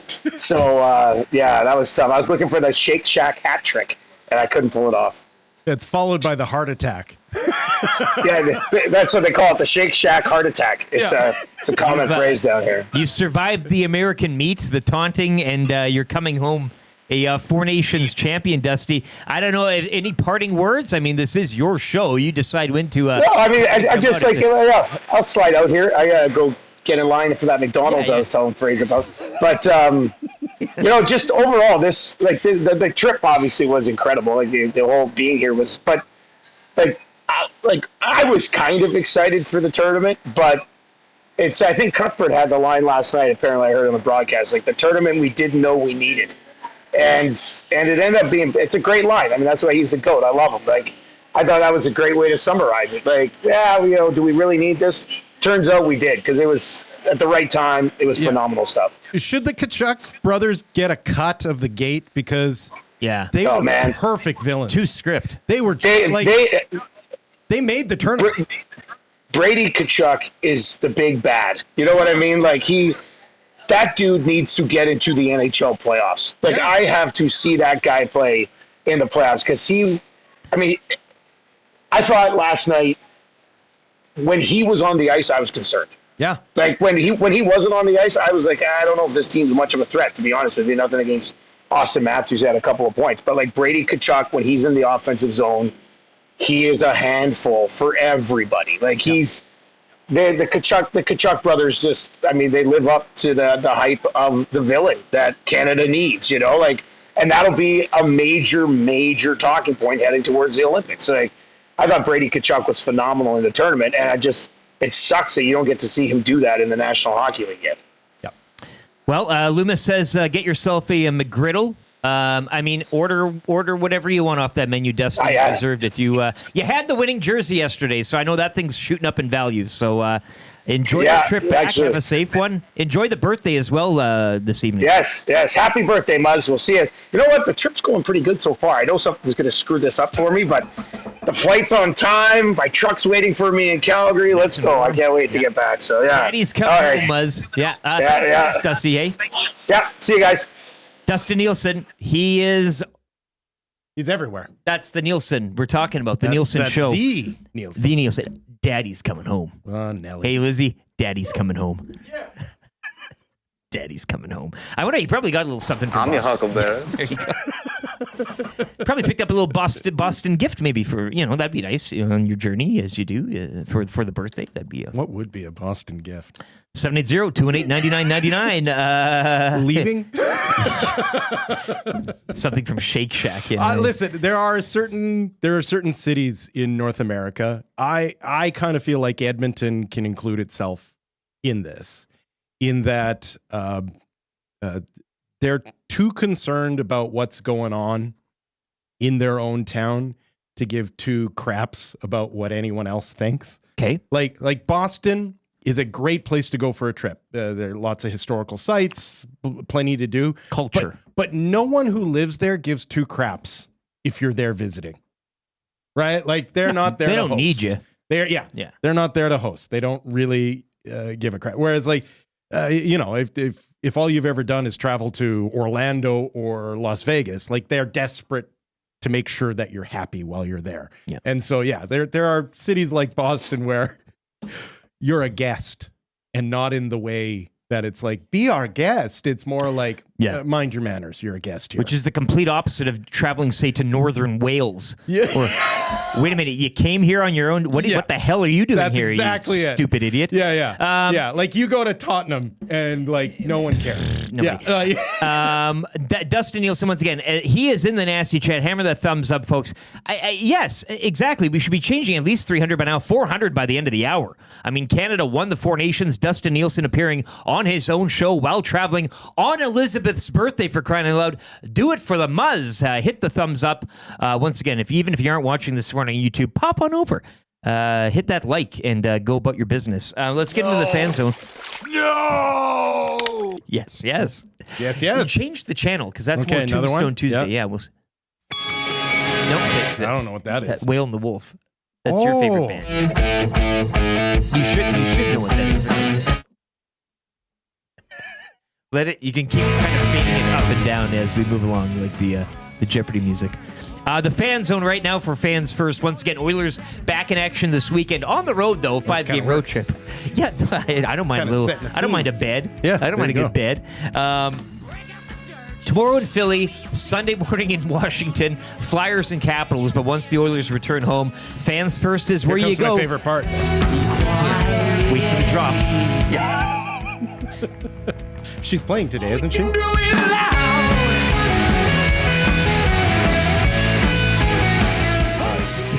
right. You could use one of those as the return next time. I wonder if those boys were watching as a band last night. Oh yeah, a few of them were. They'll be in. They're going on tour here in a little bit as well. Are they? So Are they coming out to Stony Plain? Well, might make its way into the back of the shirt. You never know. Oh, perfect. Fansfirst.ca is where you can go. Once again, Oilers tickets by fans, for fans, no fees. Get your Oilers tickets all season long at fansfirst.ca. This is the Fan Zone. We are talking Four Nations as this show is hockey heavy this morning. The heavy hockey boys as well. We're doing the post game. We just had last the night. heaviest one. Yes, but the heavy hockey, yeah. You do a great job of what you're doing right now. Heavy Hockey Showdown is coming up. Once again, you can donate and be a part of that. It is March 15th weekend going down to the community arena. But we have all info of that up at edmontonsportstalk.com. Just hit the Heavy Hockey Showdown link at the top right-hand side, and it'll take you there. Going for SACE, the Sexual Assault Center of Edmonton, supporting that. So all money and donations are in support of that. Heavy Hockey Showdown, March 15-16 weekend here. At Edmonton Sports Talk, a big part of that. But I know Dash and the boys were on the air on Edmonton Sports Talk last night, post-gaming the Canada win. But the Fan Zone, I mean, look, we revel in this like it's a bath, either at YTT's place, either at Dustin Nielsen's 26th floor, 5-star suite at the Wynn in Boston. But what does this do now for we talked about this tournament, best of the best on best. I was saying that without any sneer in my voice. I truly believe that in terms of skill, Canada's played some great memorable series in the past, but in terms of just pure skill, and yes, we can argue team makeup, maybe they were looking for more of a team. I know Anthony Cirelli doesn't scream pure skill, or maybe some other guys in the lineup. But the top of your lineup, seeing all these guys play together, once donning that jersey, where does this rank in terms of Canadian moments? I know, Trev, you're 20... You haven't been alive during... I know Tommy was getting torn up yesterday in the Hangout for not being alive during the Summit Series. How could you not be born then? How could you not... Different things for different people, and different Canada wins, I think, scream at different times, whether it be the political side or kind of what's going on talent-wise. But given everything that's kind of bubbling over right now, the anthems, the politics, the pure talent that we saw in this tournament, I'll ask the question in the Fan Zone today, is this the best Canada win ever? Because somebody like Trev, who hasn't been alive, he hasn't seen the Summit Series. Why are you laughing? Hey, Will? No, you laughing at me? You know what? Maybe this question's better asked to you, Trev. It's way better for Trev. Sure. Like for anyone under 30, this might be I just the want to see most where the satisfying win the cut line in a long time. Because right? I think even Sidney Crosby golden goal. I know that was in Vancouver and everything, but it wasn't 15 years ago, and it wasn't as charged up. Right, like I'm saying the whole off the ice stuff and everything going on, and with the talent. Trev, is this the biggest Hockey Canada moment for you in your life? In my life, Probably not, but I'd say this is second. I'd say okay. 2010. 2010. You're still going 2010. Yes, I have to go 2010. Sidney Crosby, the golden goal in Vancouver. I was in Vancouver for it, so it's 'Cause you tough were to beat there. That, Yeah, that yeah, was okay. awesome. But yeah, like I know some people were saying in the Paris Jewelers inbox, like, oh, Trev keeps saying, he's robbed. We've all been robbed. But from an age standpoint, I've been able to witness 2 Olympics. That's it. I didn't get to see the World Cup when it was, the World Cup of hockey. I wasn't able. That was only once, right? Yeah. I wasn't at the Canada Cup as well. I didn't see the Olympics, from the 80s and 90s. I missed a lot. I wasn't born then, kind of like Tommy. Yeah. So it's not my fault that this is the No. third, Yeah. so like the third best on best. That's why I think I've this really question been is able good to because see. everybody's going to have a different type of answer. Yeah. And that's So- the beauty of it all. For sure. So, and you throw in everything. Obviously, I'm a huge Oilers fan. I just a diehard McDavid fan since I knew of him. I was cheering for this guy. And this is what I've been craving. Like Crosby, McDavid, McKinnon, ever since he entered the league. I've been waiting for this moment and finally was able to witness it. But that's why, like you said, you're an there's a Oilers guy, you're a few- McDavid there's guy. a few This still ties. doesn't trump Sydney doing it in Vancouver in 2010, albeit Just when you're because it was you the weren't Olympics. enjoying any beer, you weren't okay. So the Olympics, Like if this was Yeah. the Olympics, Then it would- this would be. So but that's almost that's that the thing. factor It's that's- the 4 nations. no, like, I get it. meh. But Like it's a RCN made one-off tournament. RCN made a point on Twitter last night too. He thinks we will not see any games as good as 4 nations come next year's Olympics. Oh, that's an interesting take. Well, and then that's so again. Are we viewing this from a point that it's not the Olympics, and that's why it's maybe not your 1 and maybe your 2? From your point, Trev, too, you're a McDavid Oilers guy.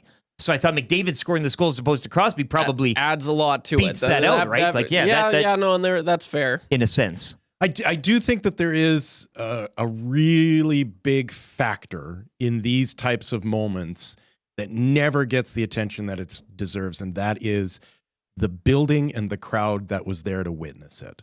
You won it on opposing soil. Doing it in Vancouver on home ice is one thing. But you also did it in front of North American hockey fans. Sure. And much like a World Cup taking place in Europe is going to trump a World Cup taking place in Asia. Sure. Or a World Cup that takes place in South America is going to trump a World Cup that takes place in North America. Like there is something to be said for the passion that the crowd, like that the building is laying into it. So that does actually add to what happened. Yeah, there's a lot of scoring points that I think you can take this tournament, depending on your score sheet, really elevate it even close to the top, which a lot of people are saying the political aspect of it pushes it over the top for them, man. which is fine. And Hostile environment. It's a very interesting question because in this, Greg in Vague, I got to go with that 2002 Olympic gold, 50 years between gold medals, huge exciting win. If it's watering a drought for you, maybe that's what does it. So a lot of different things. And Trev as well, you were there in Vancouver, but you are now at an age too where you can kind of enjoy and celebrate these things with a beer, with your friends, with you know what I mean? And not it's one thing to witness something as a child, and then you witness something. I mean, for a lot of Oilers fans, we talk about this too, the decade of darkness, there was a segment of this population and fan base that had prime years of partying that were like it was dark. Yeah. You only get one life, That right? sucks. Like, so you think about how old you are right now, and you're living in the that adds timeline a where lot. it's like, That's a few. it's a party machine. It is the Absolutely. frustration that I have right now. The most, probably, in that I am 47 years old. I grew up, I was really young during the heydays of the glory years. I existed through the 90s, the potential moving of the team, the Peter Pocklington jerking everything around, all of that, the disintegration of the franchise and then the rebuilding of it. And I do sit around a lot rolling my eyes at the nitpickiness of this fan base sometimes. And especially when you watch Connor McDavid do what he did last night, that I look at it and I go, I don't think people appreciate the golden years until they're gone. Right? We are living in another golden age of hockey in this town right now. Our superstar just scored the biggest goal. And this is after going to a Game 7 Stanley Cup final that they lost heartbreakingly, but they were in it, right? Yeah. Like this is a really special time in this town right here. And also this market, your guy gets the winner. They're celebrating in Winnipeg this morning. They're celebrating in Regina. They're celebrating in old Vancouver. But in Vancouver, you've got an Elias Pettersson who really didn't show up this tournament. You got a Quinn Hughes that didn't get on the ice this tournament. Yeah. You're celebrating Canada won. But when your guy does it from your market, that's right. I mean, Sidney was a Penguin. He always has been a Penguin. Pittsburgh Penguins fans are welcoming him back, winning the gold against their country. It's a bit of a weird thing. So these things all line up. And you're right. The timeline. I remember the inverse of it. You don't know what you're living. I remember that World Cup of hockey and the Bill Guerin and Doug Weight coming back to this town, having ripped the heart out of the nation. It's and weird. having that weird sort of like, well, I'm happy for the boys, but man, that sure does suck. Sure. Right? And so that's not what this town is experiencing right now. Arthur seems to think the political climate puts it over the top for him. Smitty the welder says this tournament isn't even in his top 2. So there is a wide and there's going to be, and it's going to be based upon what you saw. Like if you have a living memory of the '87 Canada Cup and you saw Gretzky on the ice with a very young Mario Lemieux and a Dale Hawerchuk, like you witnessed a historic moment. Right. Yes, but I think you can say the state of hockey is better too, and it goes back to like Michael Jordan days playing against part-time mechanics in the NBA. And Collingwood Rob says, I think you're missing the point of the older group. Do any of you who were not around to watch Gretzky not believe him to be the greatest player? Hockey fans don't have to be alive to know the history. That is where most people over 55 are coming from. Yeah, and yes. What do you always say? Yes, and? Yes, and. Yes, and. The competition, though, and that's why I'm saying this is the best of the best of the best, because especially in this 4 nations tournament, and especially the United States, that country and that nation has come a long way. I know you can have the Soviets. I know you can have the Miracle on Ice, but really Canada's opposition is better than it's ever been, maybe. Yeah, or yes, the top grade of it, but it also, not the Latvias and the whatevers. But it also always feels like this has been a story for almost 30 years now of the watch out for the Americans. Yeah, and like at a certain point, it's just the narrative, the watch out for the Americans. Mm-hmm. Like I don't know if the United States ever exceeds what Team Canada does. I don't know, like, because we're all using the same the same developmental program. We're all getting the same coaching. We all junior have hockey looks a lot different now and all that. But there's no secrets being kept in the sport anymore. Whereas in the 70s, the Swedes, the Finns, the Russians, the Czechs, everyone was doing something a little different, and it made these tournaments probably a little bit more. A little more mystique to them because you honestly didn't know what was coming. That there is a little bit lost in the fact that half the team for Team USA played their junior hockey in Canada, or at least in the Canadian junior system. Right. So that's the give and take of it. I mean, listen, nobody's right, nobody's wrong here. I was a junior high kid at the last Canada Cup in '91, I believe, and it's funny that like no one talks about it, whereas in my brain, I'll never forget an 18-year-old Eric Lindros manhandling entire teams. Like, if you just want to see something fun to watch 18-year-old Eric Lindros at 6'5" and 230 pounds, destroying old men every time he hit the ice. Like we watched Brady Tkachuk, and I think Dustin was right when he goes, that guy was a concern every time he was on the ice. I remember those. So these stories are kind of always going to be there. It is why you should have best on best competition regularly, because there is going to be new heroes, new villains every time. Yeah, and let's just cut the fat off here. A 7-game series or best of between Canada and the USA with, again, I was talking about more international games, a game here, a game in Vancouver, a game in Vegas, a game in LA. You go out east, Toronto, Montreal, Boston. Listen, I wish there was some sort of an international friendly. Screw the Olympics. Yeah. Well, honestly, what would you rather have? Canada playing in Milan at the Olympics, watching games at 11 a.m.? Yeah, I've been saying that for a long time. The Olympics, like, you think sports is corrupt, and then there's the Olympics. Well, sure, yeah. Right? Like, there is not a grosser organization outside of maybe FIFA when it comes to organized sports than the Olympics. So when the NHL decided they didn't want to be a part of it, I maybe was alone on an island saying I'm fine with that because I don't think a dime should be going to that organization. I'm happy for the fans that they want to see it and they're going to get to see it. But if you gave me a proper World Cup, I would take that over the Olympics every time. Yeah. 780-218-9999. Great response to this. And again, no right or wrongs. We're not looking for a finite answer here. This is just what it means to you, where you slot this one for. I mean, even the fact that the games were prime time. I mean, heck, we've watched lots of international tournaments over the years, and there's a mistake of getting up early or bars opening early or whatever the case is. But 6 o'clock puck drops. I mean, are you kidding me? That's what it is, baby. Well, you tell me when the next time it's an actual 6 o'clock puck drop, though. Jeez, it's the NHL running it. We're not. Festivities get underway at 6. There will be an appetizer. You want to ask me like lesson 1 of why I hate anthems before games? It's just that's the NHL though for you. Come on, drop the puck. We are 47 away from changing 400. Easily attainable.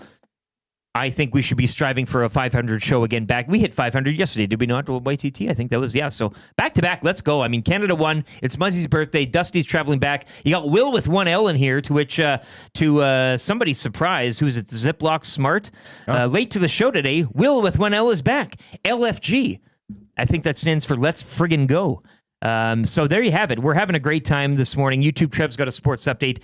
If you want to play kind of easy trivia, Will's got the questions. You need 3 out of 5, and you're off to Mr. Mike. 780-218-9999. The Paris Jewelers inbox. Hit it up. Say, Trev, I want to play trivia today. 780-218-9999. Trev, I want to play trivia. And you will be in the mix for kind of easy trivia. Let's go!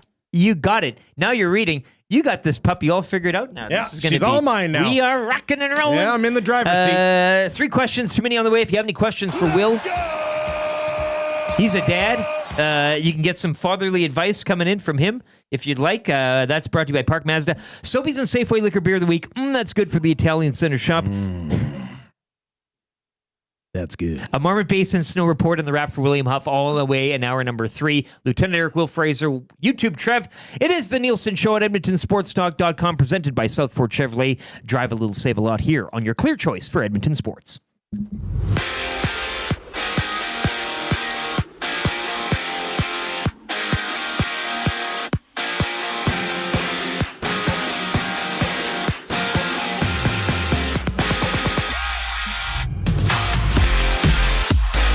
The torch has been passed as Connor McDavid gets the job done for Canada with a 3-2 overtime win over the Americans to officially cap off the Four Nations face-off. Regular NHL season play will resume tomorrow with 14 games that dot the schedule, including the Oilers back in action to take on the Flyers on the road. Puck drop for this one goes at 11 a.m. In the WHL, 2 games for the Oil Kings this weekend as they make their way to Medicine Hat to take on the Tigers.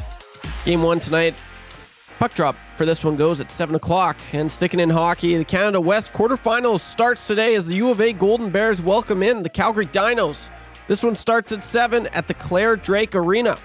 Out east, the playoffs for the Scotties Tournament of Hearts starts today at noon. Just 2 games as Nova Scotia will take on Rachel Holman's 8-0 Team Canada, while Alberta's Skurlik will be facing Manitoba's Einerson, both games starting at 1 p.m.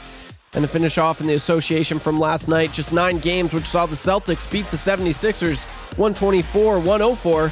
The East leading Cavaliers defeat the Nets 110-97. The Nuggets all over the Hornets 129-115 is the score in that one. And Dusty's Lakers are back in the win column with a 110-102 win over the Trailblazers. This sports update is brought to you by Windsor Plywood Leduc, locally owned and operated, serving Leduc and surrounding areas since 1993. Doors, flooring, baseboards, and of course plywood. Go see knowledgeable staff at Windsor Plywood Leduc.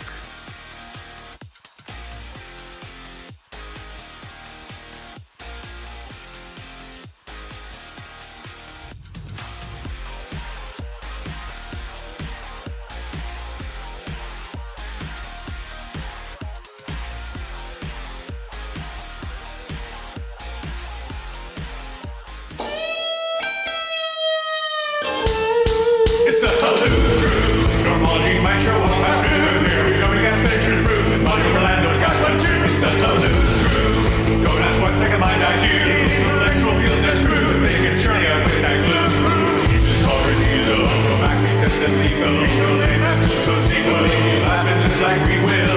We can play together. Check the slow back to the middle. Take notice, it's like a line of gold or maybe silver. It's the Lose Crew. Here's the story about Samorio. And Tommy doing a cameo. Sometime from morning radio. The Lose Crew. Grumpy cat from Grand Prairie. White Meals, Orlando. The north side, no money. Schadenfreude, the happiness of others they avoid. They take pleasure in your hemorrhoid. Your misery makes them overjoyed. Schadenfreude, on and off the ice they will destroy. They're guaranteed to never ever bore ya. So they wish you happy Schadenfreude. It's the Lose Crew.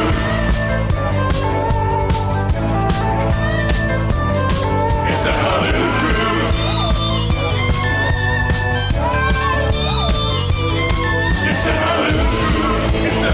It's the Lose Crew. It's the Lose Crew. It's the Lose Crew. It's the Lose Crew.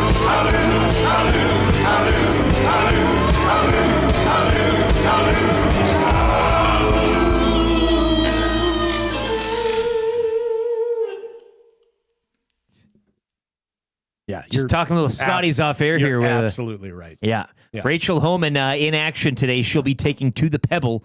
1 Eastern, 11 Mountain. Those are the playoffs today. It'll be Nova Scotia and Team Canada on sheet A. What's your favorite call? I like hard. Yeah. Like just hard. My favorite call is I like hard. My favorite call is yep. Oh, yeah, that was good. Yep. I like it. Yep. That's a good one. I actually didn't say that this last week. Yeah. Well, next year. Alberta's Kayla Skrlik, she'll be in action against Einerson today, Manitoba. drop. Also at 11 o'clock today. So those are your playoffs. Can't wait to tuck into a bit of that this weekend as well. Oilers returning. Yep. Off. Whoa gets confused with go. I know. So that's Whoa. always a bit of a terminology mix-up there. Trev's going to wrangle somebody down here for kind of easy trivia. Once again, Will's got the questions. Haven't even proofread them. So you know this is going to be good. You need 3 out of 5. You'll be going to Mr. My Mike's. printing is not great. So. Your penmanship's okay. I don't mind it at all. A few scratches and scribbles, but we'll work our way through. 3 questions too many as well. Get them in right now for Park Mazda. Specifically when we have a guest on the show, I always like it. You can crack open Will and get Am some... I really a guest at this point? Well, you're a standby, More stand-up guy. Recurring herpes sore at this point. Sure, yeah. What did you call Like yourself? I leave, but the you never spare really, tire. The you spare tire. Yeah, you really never get rid of me. No, yeah. You're only good for a certain amount of cake. I'll clear up. Yeah. There's an ointment for it. Spency 5 cents. He says I'm a big yip guy. Yeah, definitely. Right off. Yeah. Right off. Right off. Yep. Hey! Whoa. Could have used you at the. You come to the Jasper Place for the media. I won't spiel. even throw stones. I'll just No, holler. yeah. I'll holler from That's the what back. Big Yuka's doing. Yeah. We got somebody? Still working the phones. Still working the phones. It's a jammed line this morning. 780-218-9999. Get your questions in for Will. 3 Poor questions. Dustin didn't get a Gene and Jude's while he was in there. Well, he's going to get some American McDonald's, eh? Isn't So that always better? They have a Vienna Frank Raw hot burger. dog, Yes. steamed bun, Mm-hmm. everything on it. We're talking That's everything. good. And then they have house-made fried, like they literally punch the potato right there into the deep fryer. Uh-huh. And then they lay down the fries, Yes. put the hot dog on top, Uh-huh. and then throw more fries on top and wrap her up tight. Okay. Do they cut the wiener before they cook it or grill? No. There's So none of that. well, because with a Vienna Frank, you want the snap. You want that snap. Yeah. Corey the Butcher's got those European dogs, and you get that snap. Yeah. Oh, it's... Once you have the snap, it's tough to go back. If you're ever flying through O'Hare and you've got 2 hours, honestly, just jump in a cab, say, take me to Gene and Jude's. They'll know exactly what you're saying. Like literally, it's a parking lot. And you just go in. It's the best. I could get on a plane right now and go get one. That's somebody actually texted in. What's the best place to get hot dogs in Chicago? Gene and Jude's. So we only need 2 more questions for 3 questions too many. Yeah. Will's already Yeah. gotten his. There's 2 famous Chicago dogs. There is the classic drag it through the garden that is your poppy seed bun, and that'll have like pickles, sliced pickles, not fresh, liking that. fresh tomatoes, Nope. all of it. It's you know what? Right off. It's pretty good. Right off. It's pretty good. And then there's Depression Dog, is what it's called. And Gene and Jude's they are the OG of it in River Forest, just outside of Oak Park, if you know your Chicagoland area. And yeah, dude, you can't beat it. It's incredible. Who do we got playing today? Cole Harbor Joe. Cole Harbor. Yep. Cole Harbor Joe. Good morning. How are you doing today, sir? LTE, doing fine, man. How you doing? Great. Thanks for asking. Have you played before? I have played before several times. Great. Well, you sound like a chipper individual. And what's your record? Are you undefeated, keeping that record spotless this morning?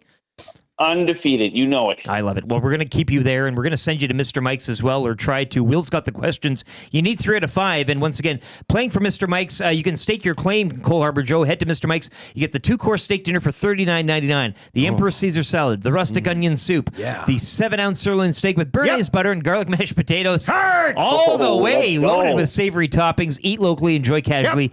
Mr. Mike's. Once again, we'll start the ticker after I read the first question. You good to go?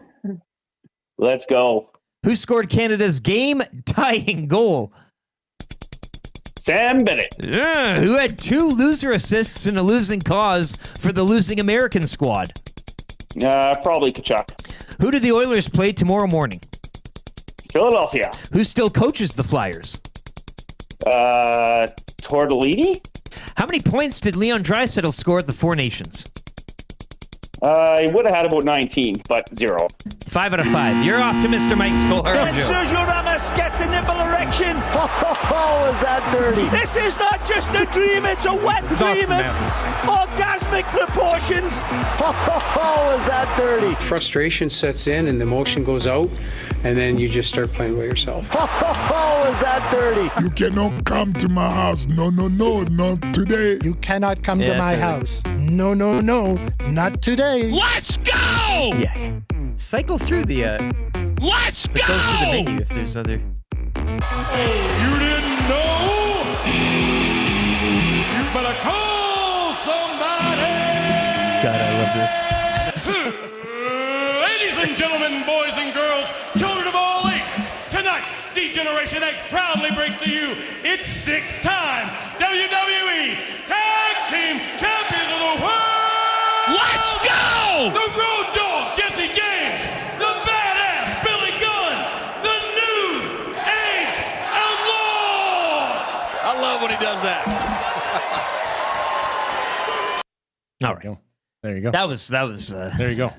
This is like Labyrinth this morning, hey? That's right. Or the Dark Crystal, or whatever one. It was Austin Matthews with 2 loser assists and a losing cause for the losing Americans. Well, and not doing his defensive duties as well as leaving Connor McDavid. I mean, what a stink job. That guy sucks. He will be seeing that in his nightmares. But yeah, he's not only does Connor McDavid win the burger war against Big Pappy, he wins the war on the ice. It's a 2-for deal. Yeah. Right? Yeah. Toronto Maple Leafs fans, get rid of that guy. Seriously, you've been playing most of the year championship level hockey without him in the lineup. Do you think you really need him, or is he the problem? He's the problem. Go get a king's ransom for him. You'll be good. You'll be a better team. 780-218-9999. Once again, if you have any questions for 3 questions from me right now, presented by Park Mazda. Park Mazda, your dealer for life. Go check out Mitch Lewicki, the dealer principal, who may be looking to acquiring Austin Matthews, albeit on a cheap deal. I would offer him straight up for Celebrini in San Jose tomorrow. That's your trade, Maple Leafs fans. You want to win a Stanley Cup? There's your Stanley Cup winning trade. The problem is they've invested so much emotional stock in him being good and successful that it's going to take a long time to kind of come around. Is there a more protected underachiever in all of hockey than Austin Matthews? No, not when you're playing in that organization. Right? Yeah. Just the puff pieces yesterday about, oh, you know what, this guy's a winner. No, he's not. It's clear he's not. Sorry, Maple Leafs fans, but you know it's true. Rams fan says, Will with Winnell screaming hard has me wicked hard. Hey! You are playing for texting in for A&W, $20 to A&W on the line today, too, so keep those texts coming in. And keep those likes pumping as well in the YouTube. We are well on our way to 500. Yeah, sweet. Sobeys and Safeway Liquor Beer of the Week will be showing up as well. So come on, it's a celebration day. We are 111 away from 500. We can easily do that. This is like an anaconda taking down a pig. We've been having a lot of fun with that one. That one works. Yeah. Ethan Mamer says Matthews was great yesterday. Austin Matthews can't win the big one. Wheel says. So I don't know. Opinions vary, but again, leaving Connor McDavid that much open. Put that on the $100 bill. I mean, that's what it is right there. That's the moment. That's your Canadian heritage moment. And he will be seeing that in his nightmares for a long time. No, he won't. He didn't see anything. No, but in his nightmares, he didn't see it. But it'll be popping into his mind. He'll watch the tape. They'll watch the. Yeah. They have to do that in their exit meetings today. Yeah. I think he gave him a shoulder bump after he scored. That's neat. Thanks for showing up. That's Austin. nice. I'll see you in another commercial. Yeah. Social medias. Trev, where can people find you on social media? Go give YTT a follow here. Yeah, you can follow me at YouTube_Trev on Twitter or X, where I was tweeting away last night. That was the most tweets I've ever made in my entire life. Is that right? It was insane. I probably posted like 4 or 5 things, which is a lot for me. So you want to go see what I'm up to there for sure. Or you can check out my Instagram at YouTube_Trev as well. Will? Don't follow me on social media. It's a poison. Society would be better if we all got rid of it. But you still are on Blue Sky, correct? I think so. Yeah. And Instagram. Follow Will on Instagram. It's a great account. Actually, yeah, well, you're my muse on there. Yeah, right, eh? Yeah. Question number 1. And I should just do beat poetry, 2 pictures of Lieutenant Eric. I ain't complaining. Yeah. I don't think anybody, again, if nobody's around, if a tree falls, that type of old chestnut there, nobody knows, nobody cares. A chestnut tree fell? Those are expensive. Question number 1, who are your goaltenders heading into the Milan games for Canada? Well, Binnington is on there. Yes. I'm just saying, there's a question earlier that a lot of moving parts with Canadian goaltending, and it's not that long away, but maybe gazing in your crystal ball, you maybe see another name emerging. Well, I think fingers crossed if the Oilers win a Stanley Cup. Yes, is what I was looking who's for. ever between the pipes for it. Yeah. And so your next Stanley Cup winner, if that goaltender is a Canadian, as it has been the last little while, you throw him on there. And then after that, a dealer's choice, right? Logan Thompson. Logan Thompson, sure. Yeah. Trev, are you going off the board with anybody else there in terms of the names mentioned, or kind of that handful and see who kind of emerges from that pack? Yeah, there might be someone that well, no, I doubt it. It's I'd probably say Logan Thompson. Like, that's the one he's been having a really good season this year. So he's got to be in the conversation. And this is just today. Your answer today. Things can obviously change. He's got to be in the conversation. Right, like they get bounced in 5 in the first round. I think you can kind of take his name off. Yeah, you could. Right? Oh, I can change it. I think you have to evaluate it based upon big games. Yeah. That's what Binnington proved in this tournament. Absolutely. Is that you're going to hate it until you absolutely love it, right? Until that overtime scenario kicks in and all of a sudden you can't put a puck by him. So, and once again, it's the exact opposite for Connor Hellebuck, who is, without a doubt, he has been the best goaltender in the NHL for 5 years now in the regular season. And then when push comes to shove, he fades. So I'll take the guy that ups his game in crucial moments rather than the guy that just puts up numbers in the soft schedule. Question number 2, back to the Oilers here. 5-game road trip coming up. Eastern swing beginning tomorrow and Sunday. Philly and Washington. You get midweek games, Tampa in Florida. You finish it off next Saturday evening in Carolina. Gentlemen, how will the Oilers do on this trip? Record-wise, points-wise, however you want to score it. I'm going to be conservative. 2-2-1. Okay. Because it is interesting now. They're right back into it and back-to-backs there.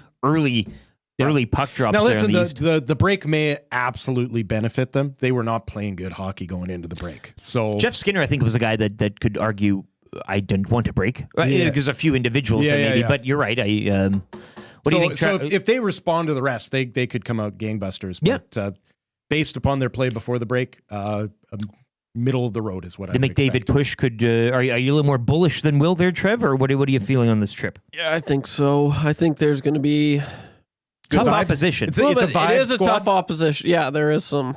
Yeah, just looking at Panthers and Hurricanes there. I think they're going to go 4-1. They're going to lose the last one to the Hurricanes. Oh, you think See, Hurricanes actually feels like the easy spot on the bingo card for me. Just the last game, though. That strikes me as a team that has some major buyer's remorse right now. with well, Mikko Rantanen things might not all turn out as it's like a big swing. It's a big swing. That feels like a team that is walking on eggshells right now because their big trade did not work out for them, and so more trades may be coming. Philadelphia, any 11 o'clock start, you can't predict, right? Like, it's tough. You don't know who's going to show. You can't predict, but I think this team has been playing. It's always the lazy narrative, say, "Oh, the Oilers and East Coast," but they have been, as of late, I think, playing a little better in those time slots. But you're right; it's in a back-to-back. It's the Florida and the Washington that those teams at home. Those are tough wins, man. Question number 3: it is International Mother Language Day. Okay, gentlemen, the old mother tongue. Well, what is that one phrase or wording or memorable thing that your mother would say to you? Oh. Will, come over here. I'm going to wash your mouth out with cayenne pepper. Oh, actually, you know what? My mom did have a couple of. I know it's a bit of a thinker, and I should have asked you this earlier to kind of get the juices flowing a bit there. Yeah. But there was something. My mom would say things that I despised, like especially as a teenager. When my mom would do the pity parties, it drove me crazy. Did she knew it did? Like, did she know what she was doing? No, that was it. Like, like the well, I guess I can't have anything nice. Would like, you want me to burn down a house? Throw that line out at me. Yeah, I didn't. I never responded well to that. Yeah, I guess I can't have anything nice. My mom, and bless her heart and bless her soul, because I know she's a big time AM Nasty and viewer and listener, but she has subscribed to and succumbed to, and has totally let the phrase wash all over her.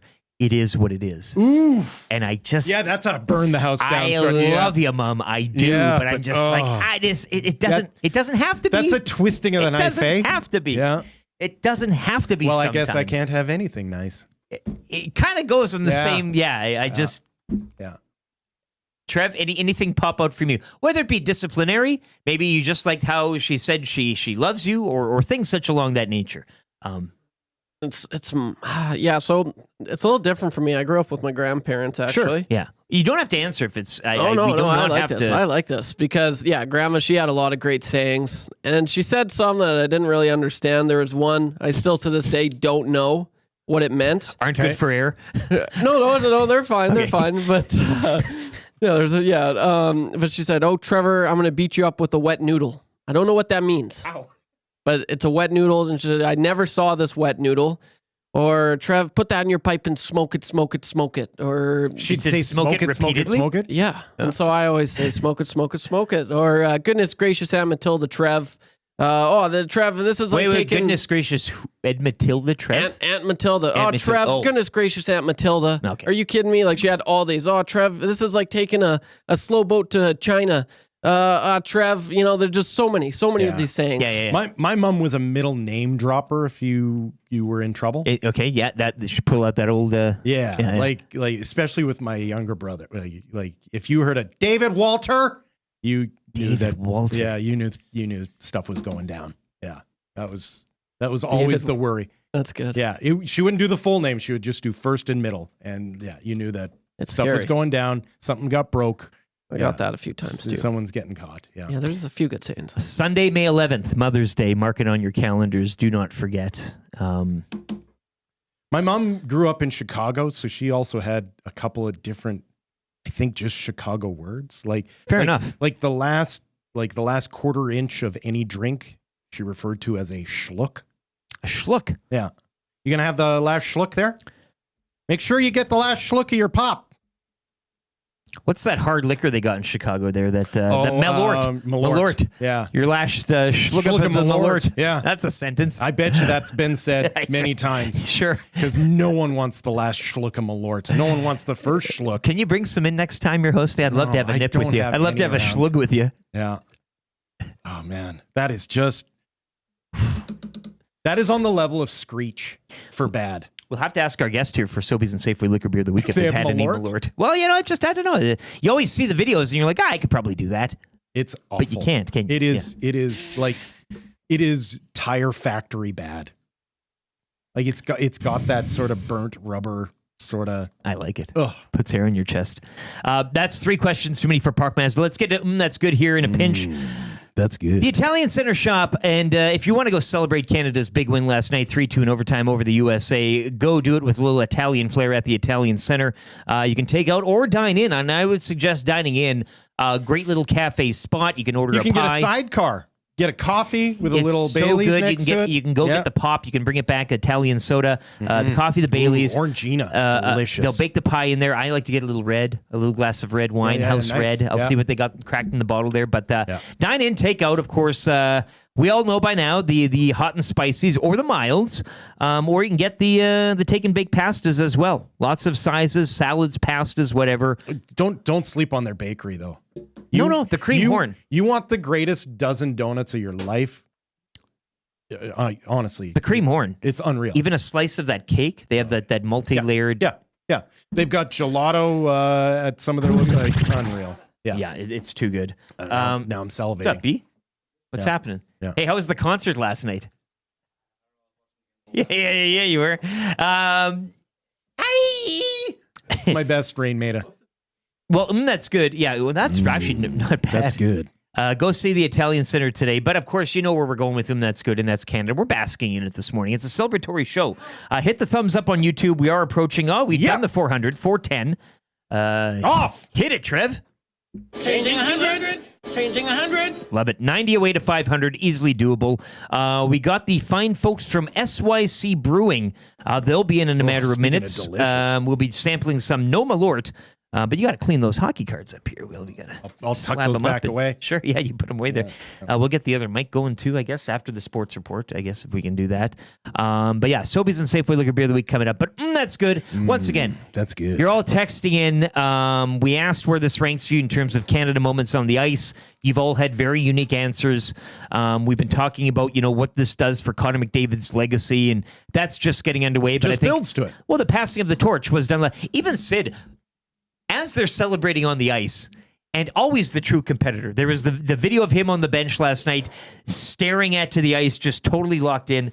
But he did look a little peeved that it wasn't him one last time, I think, he's happy. That's what makes great players great. Exactly. Yeah. And thank you for pointing that out, because I'm not trying to dump on Sid here or anything, but you could tell that his final ride into the Suns, this would have been a great bow on top. There are some guys that their job is to assist the great players in their greatness, and then the great player's job is to be an absolute serial killer. But maybe he didn't know it'd be last night. Like if Mitchie Marner scores the goal or somebody else, that you could still say, McKinnon gets the MVP. It's still Sid's. He's got the C. But no, last night was in track and field, you yell go, and then the person goes and you yell hand, and that's when you put the baton in the hand. Actually, I'll say this. I don't know how I feel about the interview that that was given the other Cole Harbor boy, Nathan McKinnon gave, because he was asked about his rivalry with Connor McDavid and who really is the best player in the NHL, and he was immediately dismissive in saying this is a dumb question. It's Connor McDavid. Mm-hmm. I don't know how much I like that.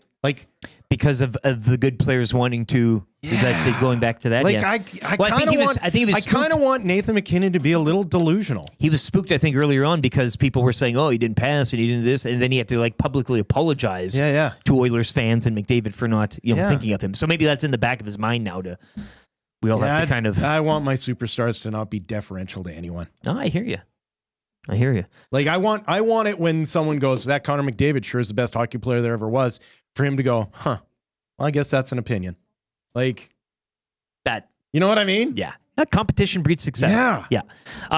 It's the Nielson Show. Lieutenant Eric Will Fraser, YouTube Trevor here, coming to you live from the Popeyes Louisiana Kitchen Studio. Keep pounding that inbox, 780-218-9999. Paris Jewelers do not pay until 2026. If you are watching on YouTube this morning, hit that like. The Nielson Show presented by South Fort Chevrolet. Sobeys and Safeway Liquor Beer of the Week coming up next. SYC. YTT's got a sports update here. You are listening to Edmonton Sports Talk, your clear choice for Edmonton sports.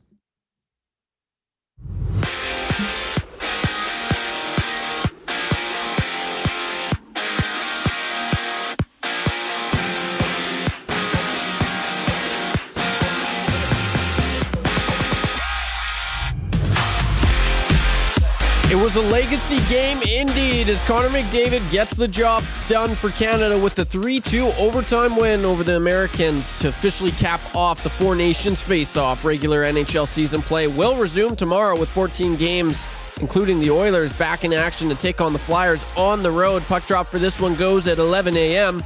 In the WHL, 2 games for the Oil Kings this weekend as they make their way down to Medicine Hat to take on the Tigers. Game 1 tonight, puck drop goes at 7 o'clock. And sticking in hockey, the Canada West quarterfinals starts today as the U of A Golden Bears welcome in the Calgary Dinos. This one starts at 7 tonight at the Claire Drake Arena. Out east, the playoffs for the Scotties Tournament of Hearts starts today at noon. Just 2 games and Nova Scotia will take on Rachel Homan's 8-0 Team Canada, while Alberta's Skurlik will be facing Manitoba's Einerson, both games starting at 11 a.m. And to finish off in the association from last night, just 9 games, which saw the Celtics beat the 76ers 124-104. The East leading Cavaliers defeating the Nets 110-97. The Nuggets all over the Hornets 129-115 is the score in that one. And Dusty's Lakers back in the win column with a 110-102 win over the Trailblazers. Sit and Sleep is currently offering a winter clearance event. From a massive discounts on major sleep brands to unbeatable deals on Canadian-made custom furniture, and winter clearance event is your chance to transform your home at a fraction of the cost. Plus, enjoy perks like free local white glove delivery and special financing offers that make it even easier to bring home the best. Visit us today in South Common next to Planet Fitness.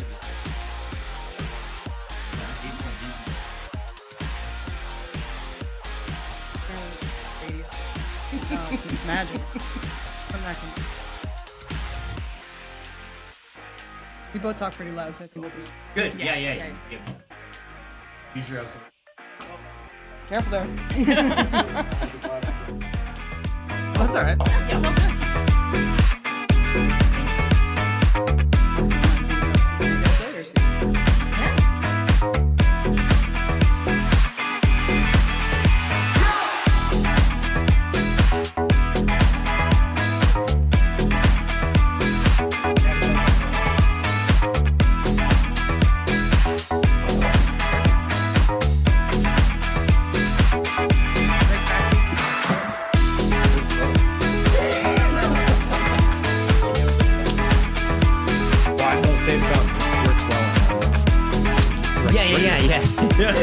Save the Kraken. 8:34. It is the Nielson Show, EdmontonSportsTalk.com. We are streaming on the iHeart and TuneIn radio apps and on YouTube. We are not wasting time. We are getting right to it. You heard the cracking of the tins as we were coming back here. If you are watching on YouTube, once again, pound that like. Hit the sub as well if you haven't already. The drive to 500 is still alive, very much alive this morning as we are celebrating Canada's 3-2 overtime win. Four Nations, Connor McDavid going just to script the tournament and ending on a high note there. So we're having a good Friday morning, and we welcome in our guests. I am terrible with names. Once again, if you could introduce yourselves into the mic. From SYC Brewing, we have Maham Chaudhary and Wynn Smith. Thank you so much for joining us. Lieutenant Eric Will Fraser, YouTube Trev here as well. And SYC, we've had you guys on before, albeit not the two of you, but the beers we've sampled and tried. What can you tell us? What's the deal? We've got quite a candy lineup today that we're going to be sampling. Where are we starting here? I'll go. So we are lucky enough to be featured as the Brewery of the Week in Sobeys. It is Clockout is our number 1 feature. It is $9.99 a 4-pack starting yesterday. So that's why we're here today. Everybody has Clockout in front of them, which is our 4.4 lager, smashable, crushable, Clockout all day long. It is also Friday, so happy Clockout Friday for everyone this morning. Clockout Friday. What are we doing? Cheers. Cheers to Friday. We do that a lot. Yeah, I love it. And then also featured, we have our Afternoon Hoot Session Ale, Pineapple Foamo Sour, Fjord Nipa, First Timer IPA, and the creme de la creme, because it is Friday and Canada did have a big win. This is our triple IPA, Purple City. It's a 10%er, but drinks like 7, and we love it. You got his attention over there, hey? Yeah, It tastes like Five Alive. So. Yeah. Five Alive. What a pull. Really I love juicy. it. Now, what's the, in terms of the deal, I know it's a $9.99 4-pack here. Is that just for the first beer we sampled, or is this a... Clockhead is the feature, but all of these have been put on sale as well and will be on your end cap in your Sobeys starting as of yesterday and going for an entire week. We're really excited. Love it. Now, what in terms You're of... going to want more than... This is super Yeah. clean. Like, Yeah. this is going to go that's down easy. It's our super signature quick. lager Yeah. bestseller. Easy We stuff. like the word crushable. Yes. Crushable is the term. What's what new at SYC in terms of, I know this was like something that's just come off, but what have you guys have been doing elsewhere, I guess, with your beers since we've had you on last?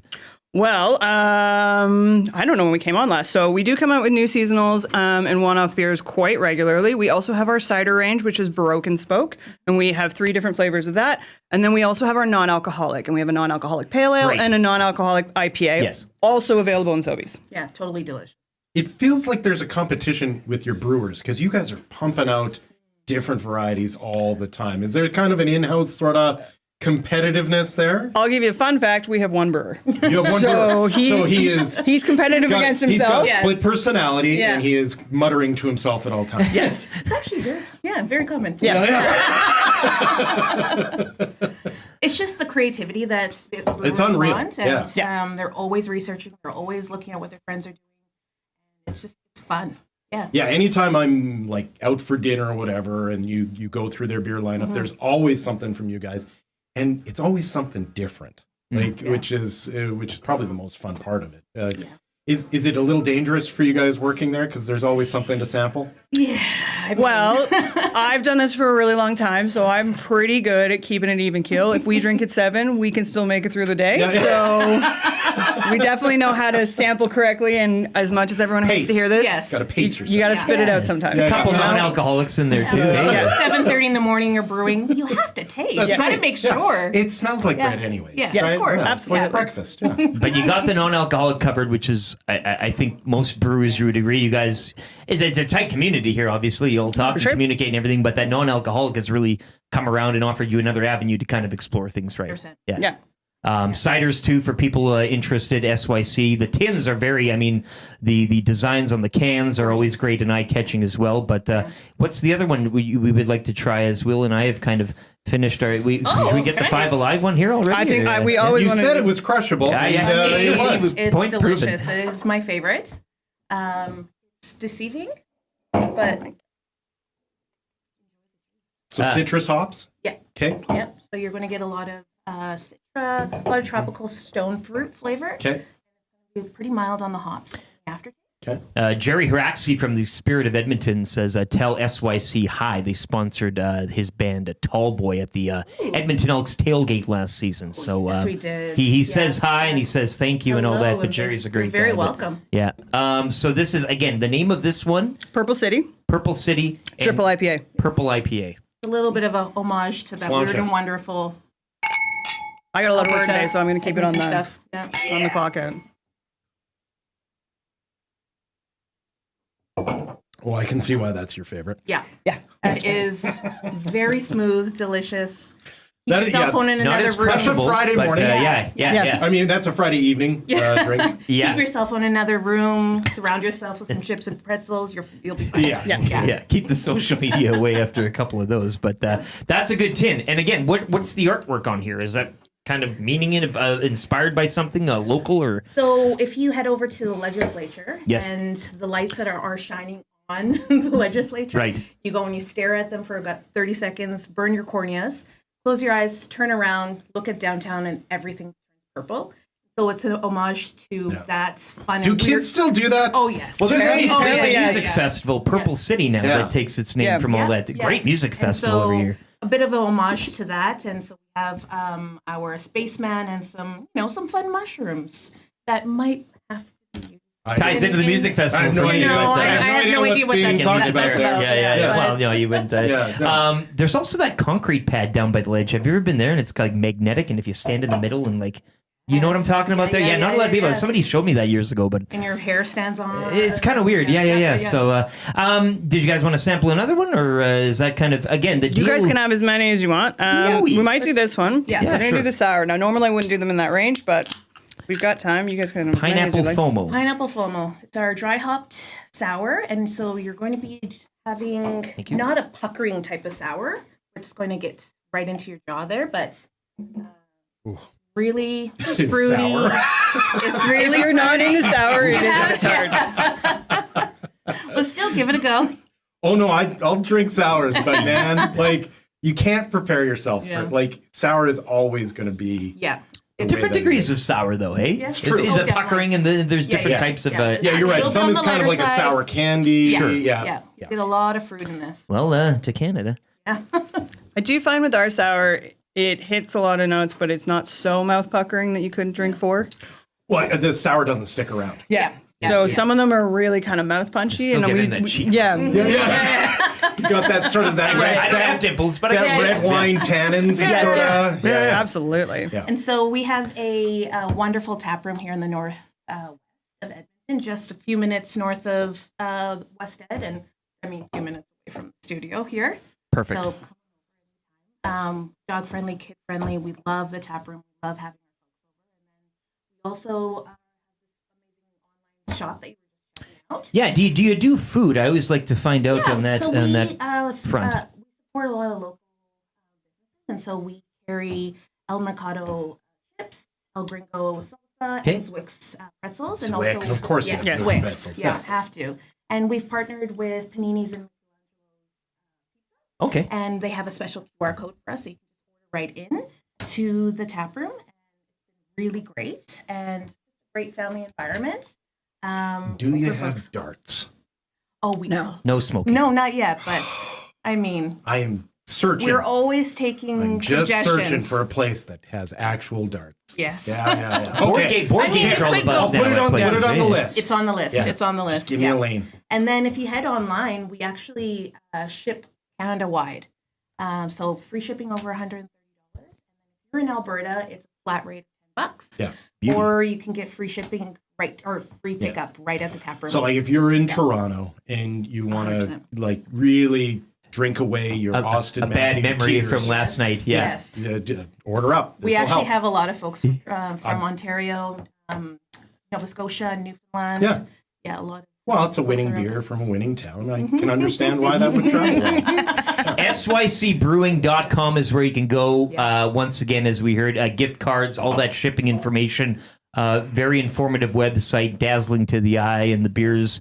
They always hit SYC. Once again, the deal for Sobeys and Safeway Liquor again is Clock Out Lager, 4 packs, $9.99, started yesterday and going for the week.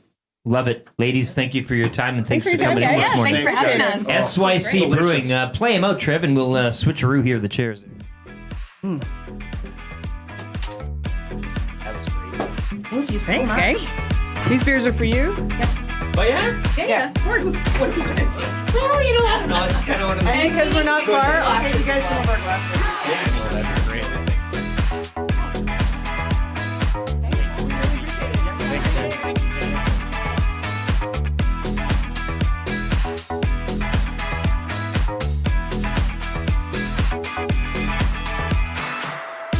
It's my roller skating song.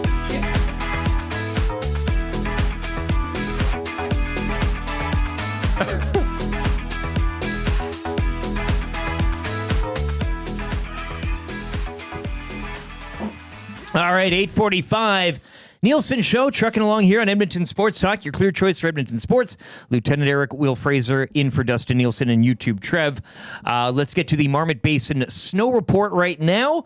Flying in, let you all know what's happening up at Jasper this weekend. Of course, the temperature turning and the weather improving. Get up there. Once again, Jasper are welcoming people back. Thanks again, guys. Mid-Chalet beers. Mid-Chalet beers, they want you, they need you. Go show Jasper a little love and the good people up at Marmot as well.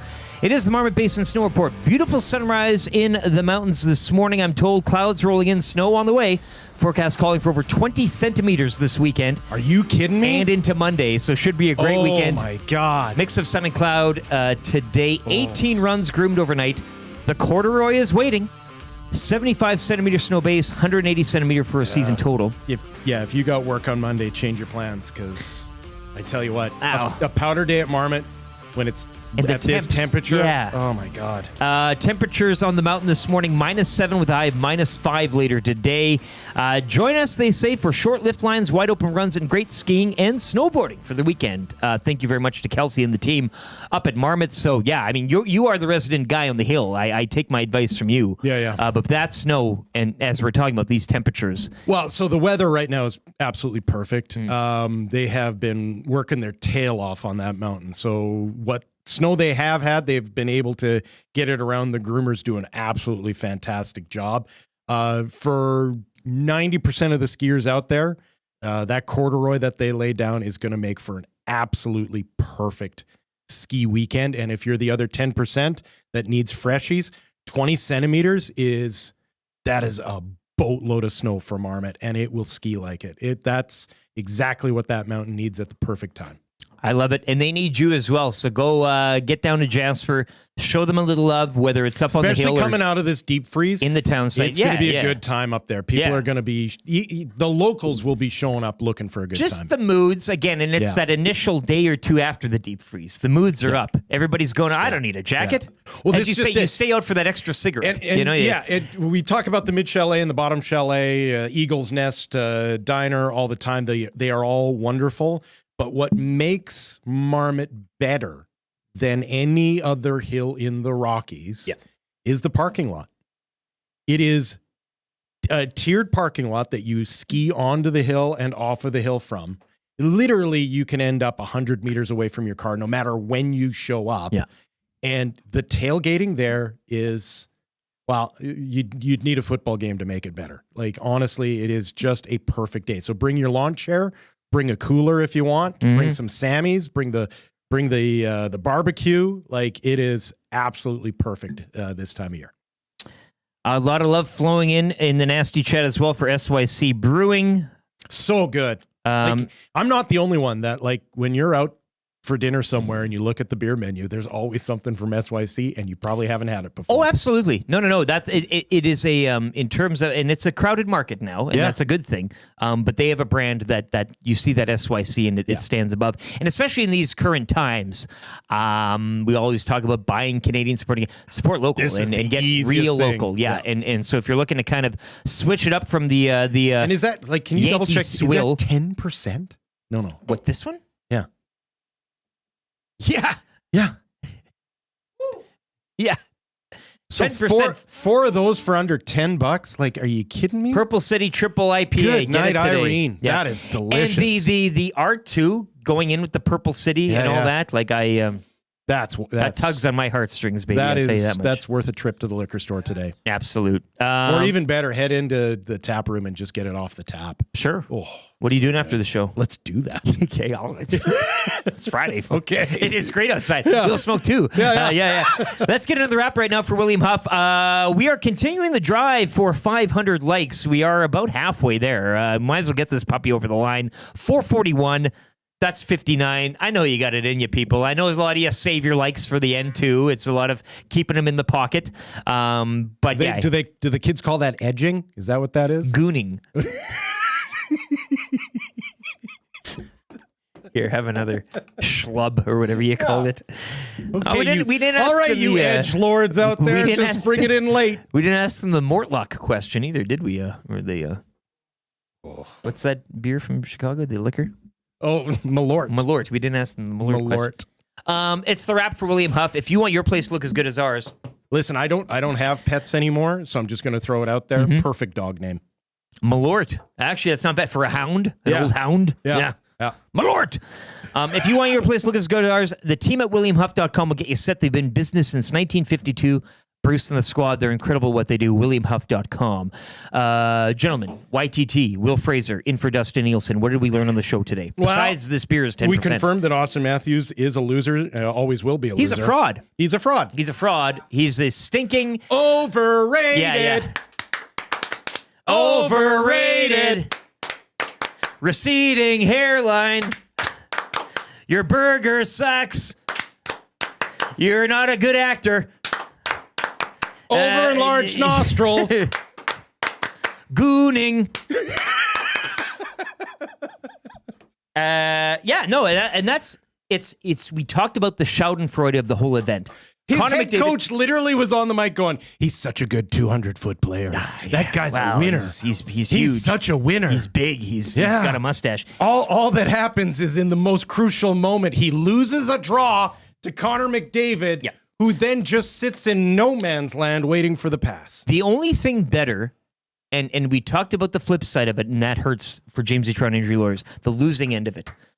Canada could have beat a beat-up Finland squad. Yeah. They could have beat a very hard-fighting Sweden squad. I don't want to see those boys cry. Who does? Swedish boys are ugly Trey criers. Koner. Yeah, right? exactly. But again, Americans, But not only beating the Americans, Connor McDavid scoring the winner, and Austin Matthews, of all people, having to succumb to that. I felt like Eric Cartman in the Scott Tenorman Must Die episode, licking the tears off of Americans' faces yesterday. Eat the chili, Austin. Yeah. That's exactly what that moment was. Yeah. Matt Tkachuk's in there. Yeah. You're eating Matt Tkachuk. Yeah. Well, it was Austin Matthews' tears. Yeah. Yeah, but you know what I'm saying. Like, you know. Such big, droopy face, too. Jeez Louise. How do you cheer for that guy? One of the most disgusting scenes or storylines or plots in the South Park catalog. And there's a lot. Yeah, no, but that's... But grinding up the parents You could never watch another episode of South Park ever again after you've seen that one. When that Primus hits at the end of the episode, you're left sitting there like with Sidney your mouth Crosby wide open. staring at the ice. What the hell did I just... we learned not only that Canada owns the sport. Again, if you missed the start of the show today, I kissed Will. I took my shirt off. Not on the lips, though. I'm still waiting on that one.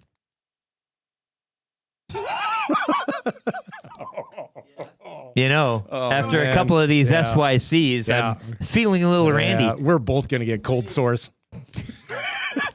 But from whom? Exactly. Yeah, who is patient zero? That's the lottery. We're both happily married men, for crying out loud. There's nothing. Yeah. Where was I going here? Yes, but we're both due for that late in life turn, aren't we? Look, I'm fine met with it. Your wife. It's 2025. You've met my wife. Sure. Both those women would be better off without us. Trev, do you want to kiss both of us? I want to see you two kiss. Well, I don't know how he made it creepier, but he just made it creepier. I've flag at half mast now. Yeah. It's the mustache. You know what? Yeah. Look, it's a celebratory day. If you're at work today, everybody's going half speed. If you didn't, it should be. We were campaigning for the national holiday. I know Iwanek has cracked the whip. He's made us all come in here and enjoy people's gravelly tones today. That's the other thing. And the best part is, it happened on a Thursday evening leading into a Friday. Half your office, half your work floor, whatever is going to be guys Tuesday and women dogging you like this, because they smoked 2 packs. Because it was so nice. Yeah, because it was so nice out. You stay out for that extra smoke. The intermissions were so long, right? In between the periods. Yeah. Well, in overtime, you're stress smoking. You're and you screamed at the top of your lungs. So you have no voice today. Guys, how about that game yesterday? Austin Matthews sure is a crybaby. Like that's your day today. Will. Yeah, exactly. Yeah, everyone sounds like Renee today. Oh, sure. Yeah, there were a few other people that we might know as well from the radio. Yeah, you know where I'm talking about. I know exactly where you're going. You're picking that up here. Yeah, White TT with an interesting proposition in the next chat. 500 likes and they kiss. That's just it. We're at 4:59 right now, and we got a couple of minutes left. Well, not a lot of time left, maybe 2 minutes. Text of the day for A&W. You've been playing for $20 to A&W this morning. Boys, I got 2, and I'll let you both decide here. It's a showdown between Punker Junker Jones. Glue Guy's here. Nice. He was doing a coffee run. I don't know. He didn't. I didn't hear anything about that. 2 options. He's coming from our running title. That's why Is he running? Yeah, he's giving me cold shoulder. He makes his own deli meat. That's not great. 2 texts. We can decide for text of the day, and I want it by vote. Maybe you two, and I'll be the decider, I guess. Right. Punker Junker Jones has the first one. Dusty is awake on time thanks to the hotel courtesy wake-up call from Huss's parents. And this goes back to... That is so accurate. Huss almost missed the trip to Boston, and his parents had to wake him up. Yeah. So that was kind of the funny one there. Surveyor Brett also in over the top rope. And we will find his text that made me kind of giggle. I had to write it down. Jordan Binnington, more like Jordan Winnington. Hey-o! You know what that deserves? Oh. Now. Yeah, I'm gonna take care of you. Because I love you. Oh, I love you, John. Oh, I love you, John. Yeah. So, boys, that works. Is it Brett or Punker Junker Jones? It's Punker Junker Jones. Come on. The Huss? The Huss one? No, the Tyler Winnington. Oh, Binnington. Then that's Surveyor Brett. Surveyor Brett. Thanks. Trev, what do you think? Are you abstain? Are you gonna? Is it a hung jury? No, I agree with Will. Okay. Will said. Considering how much I crapped on Binnington this entire Four We Nations. all did. We all man, did. like I unloaded on that guy amongst friends, family, strangers in the grocery store line, anyone I could talk to.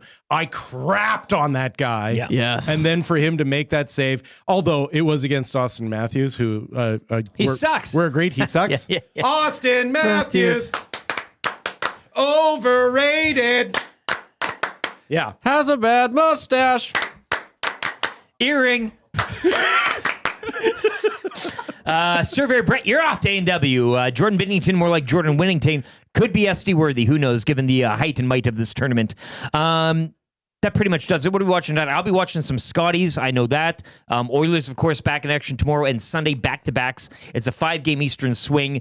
Philly tomorrow, Washington Sunday. Tom Gazzola will have you covered for all that. He's in the hangout coming up next. Glue Guy's in. Matty Iwanik's in. The fun continues. It's a celebration, bitches, right? That's what... Yeah. My Cubs are still in action against the defending World Series champions, Los Angeles Dodgers, in preseason action. Yeah. Feel free to tune in to a little Cactus League action. Looks like we ain't be kissing on the lips there, Will. 473. Yeah. Oh, you no quitters. kiss for you. You missed it. Yeah. Gonna have to wait till next time. That does it for YouTube. Trev, Dustin Nielson as well, joining his own show. We appreciate his time. Jamie McLennan for Pro Am Sports earlier. All of our sponsors: Southport Chevrolet, Popeyes Louisiana Kitchen, and Paris Jewelers. And Will Fraser, the spare tire. Thank you again for coming in and drinking beer. My pleasure. I'll see you guys in a month. Have a great weekend, folks. We'll talk to you Monday. I'm in for a week next month.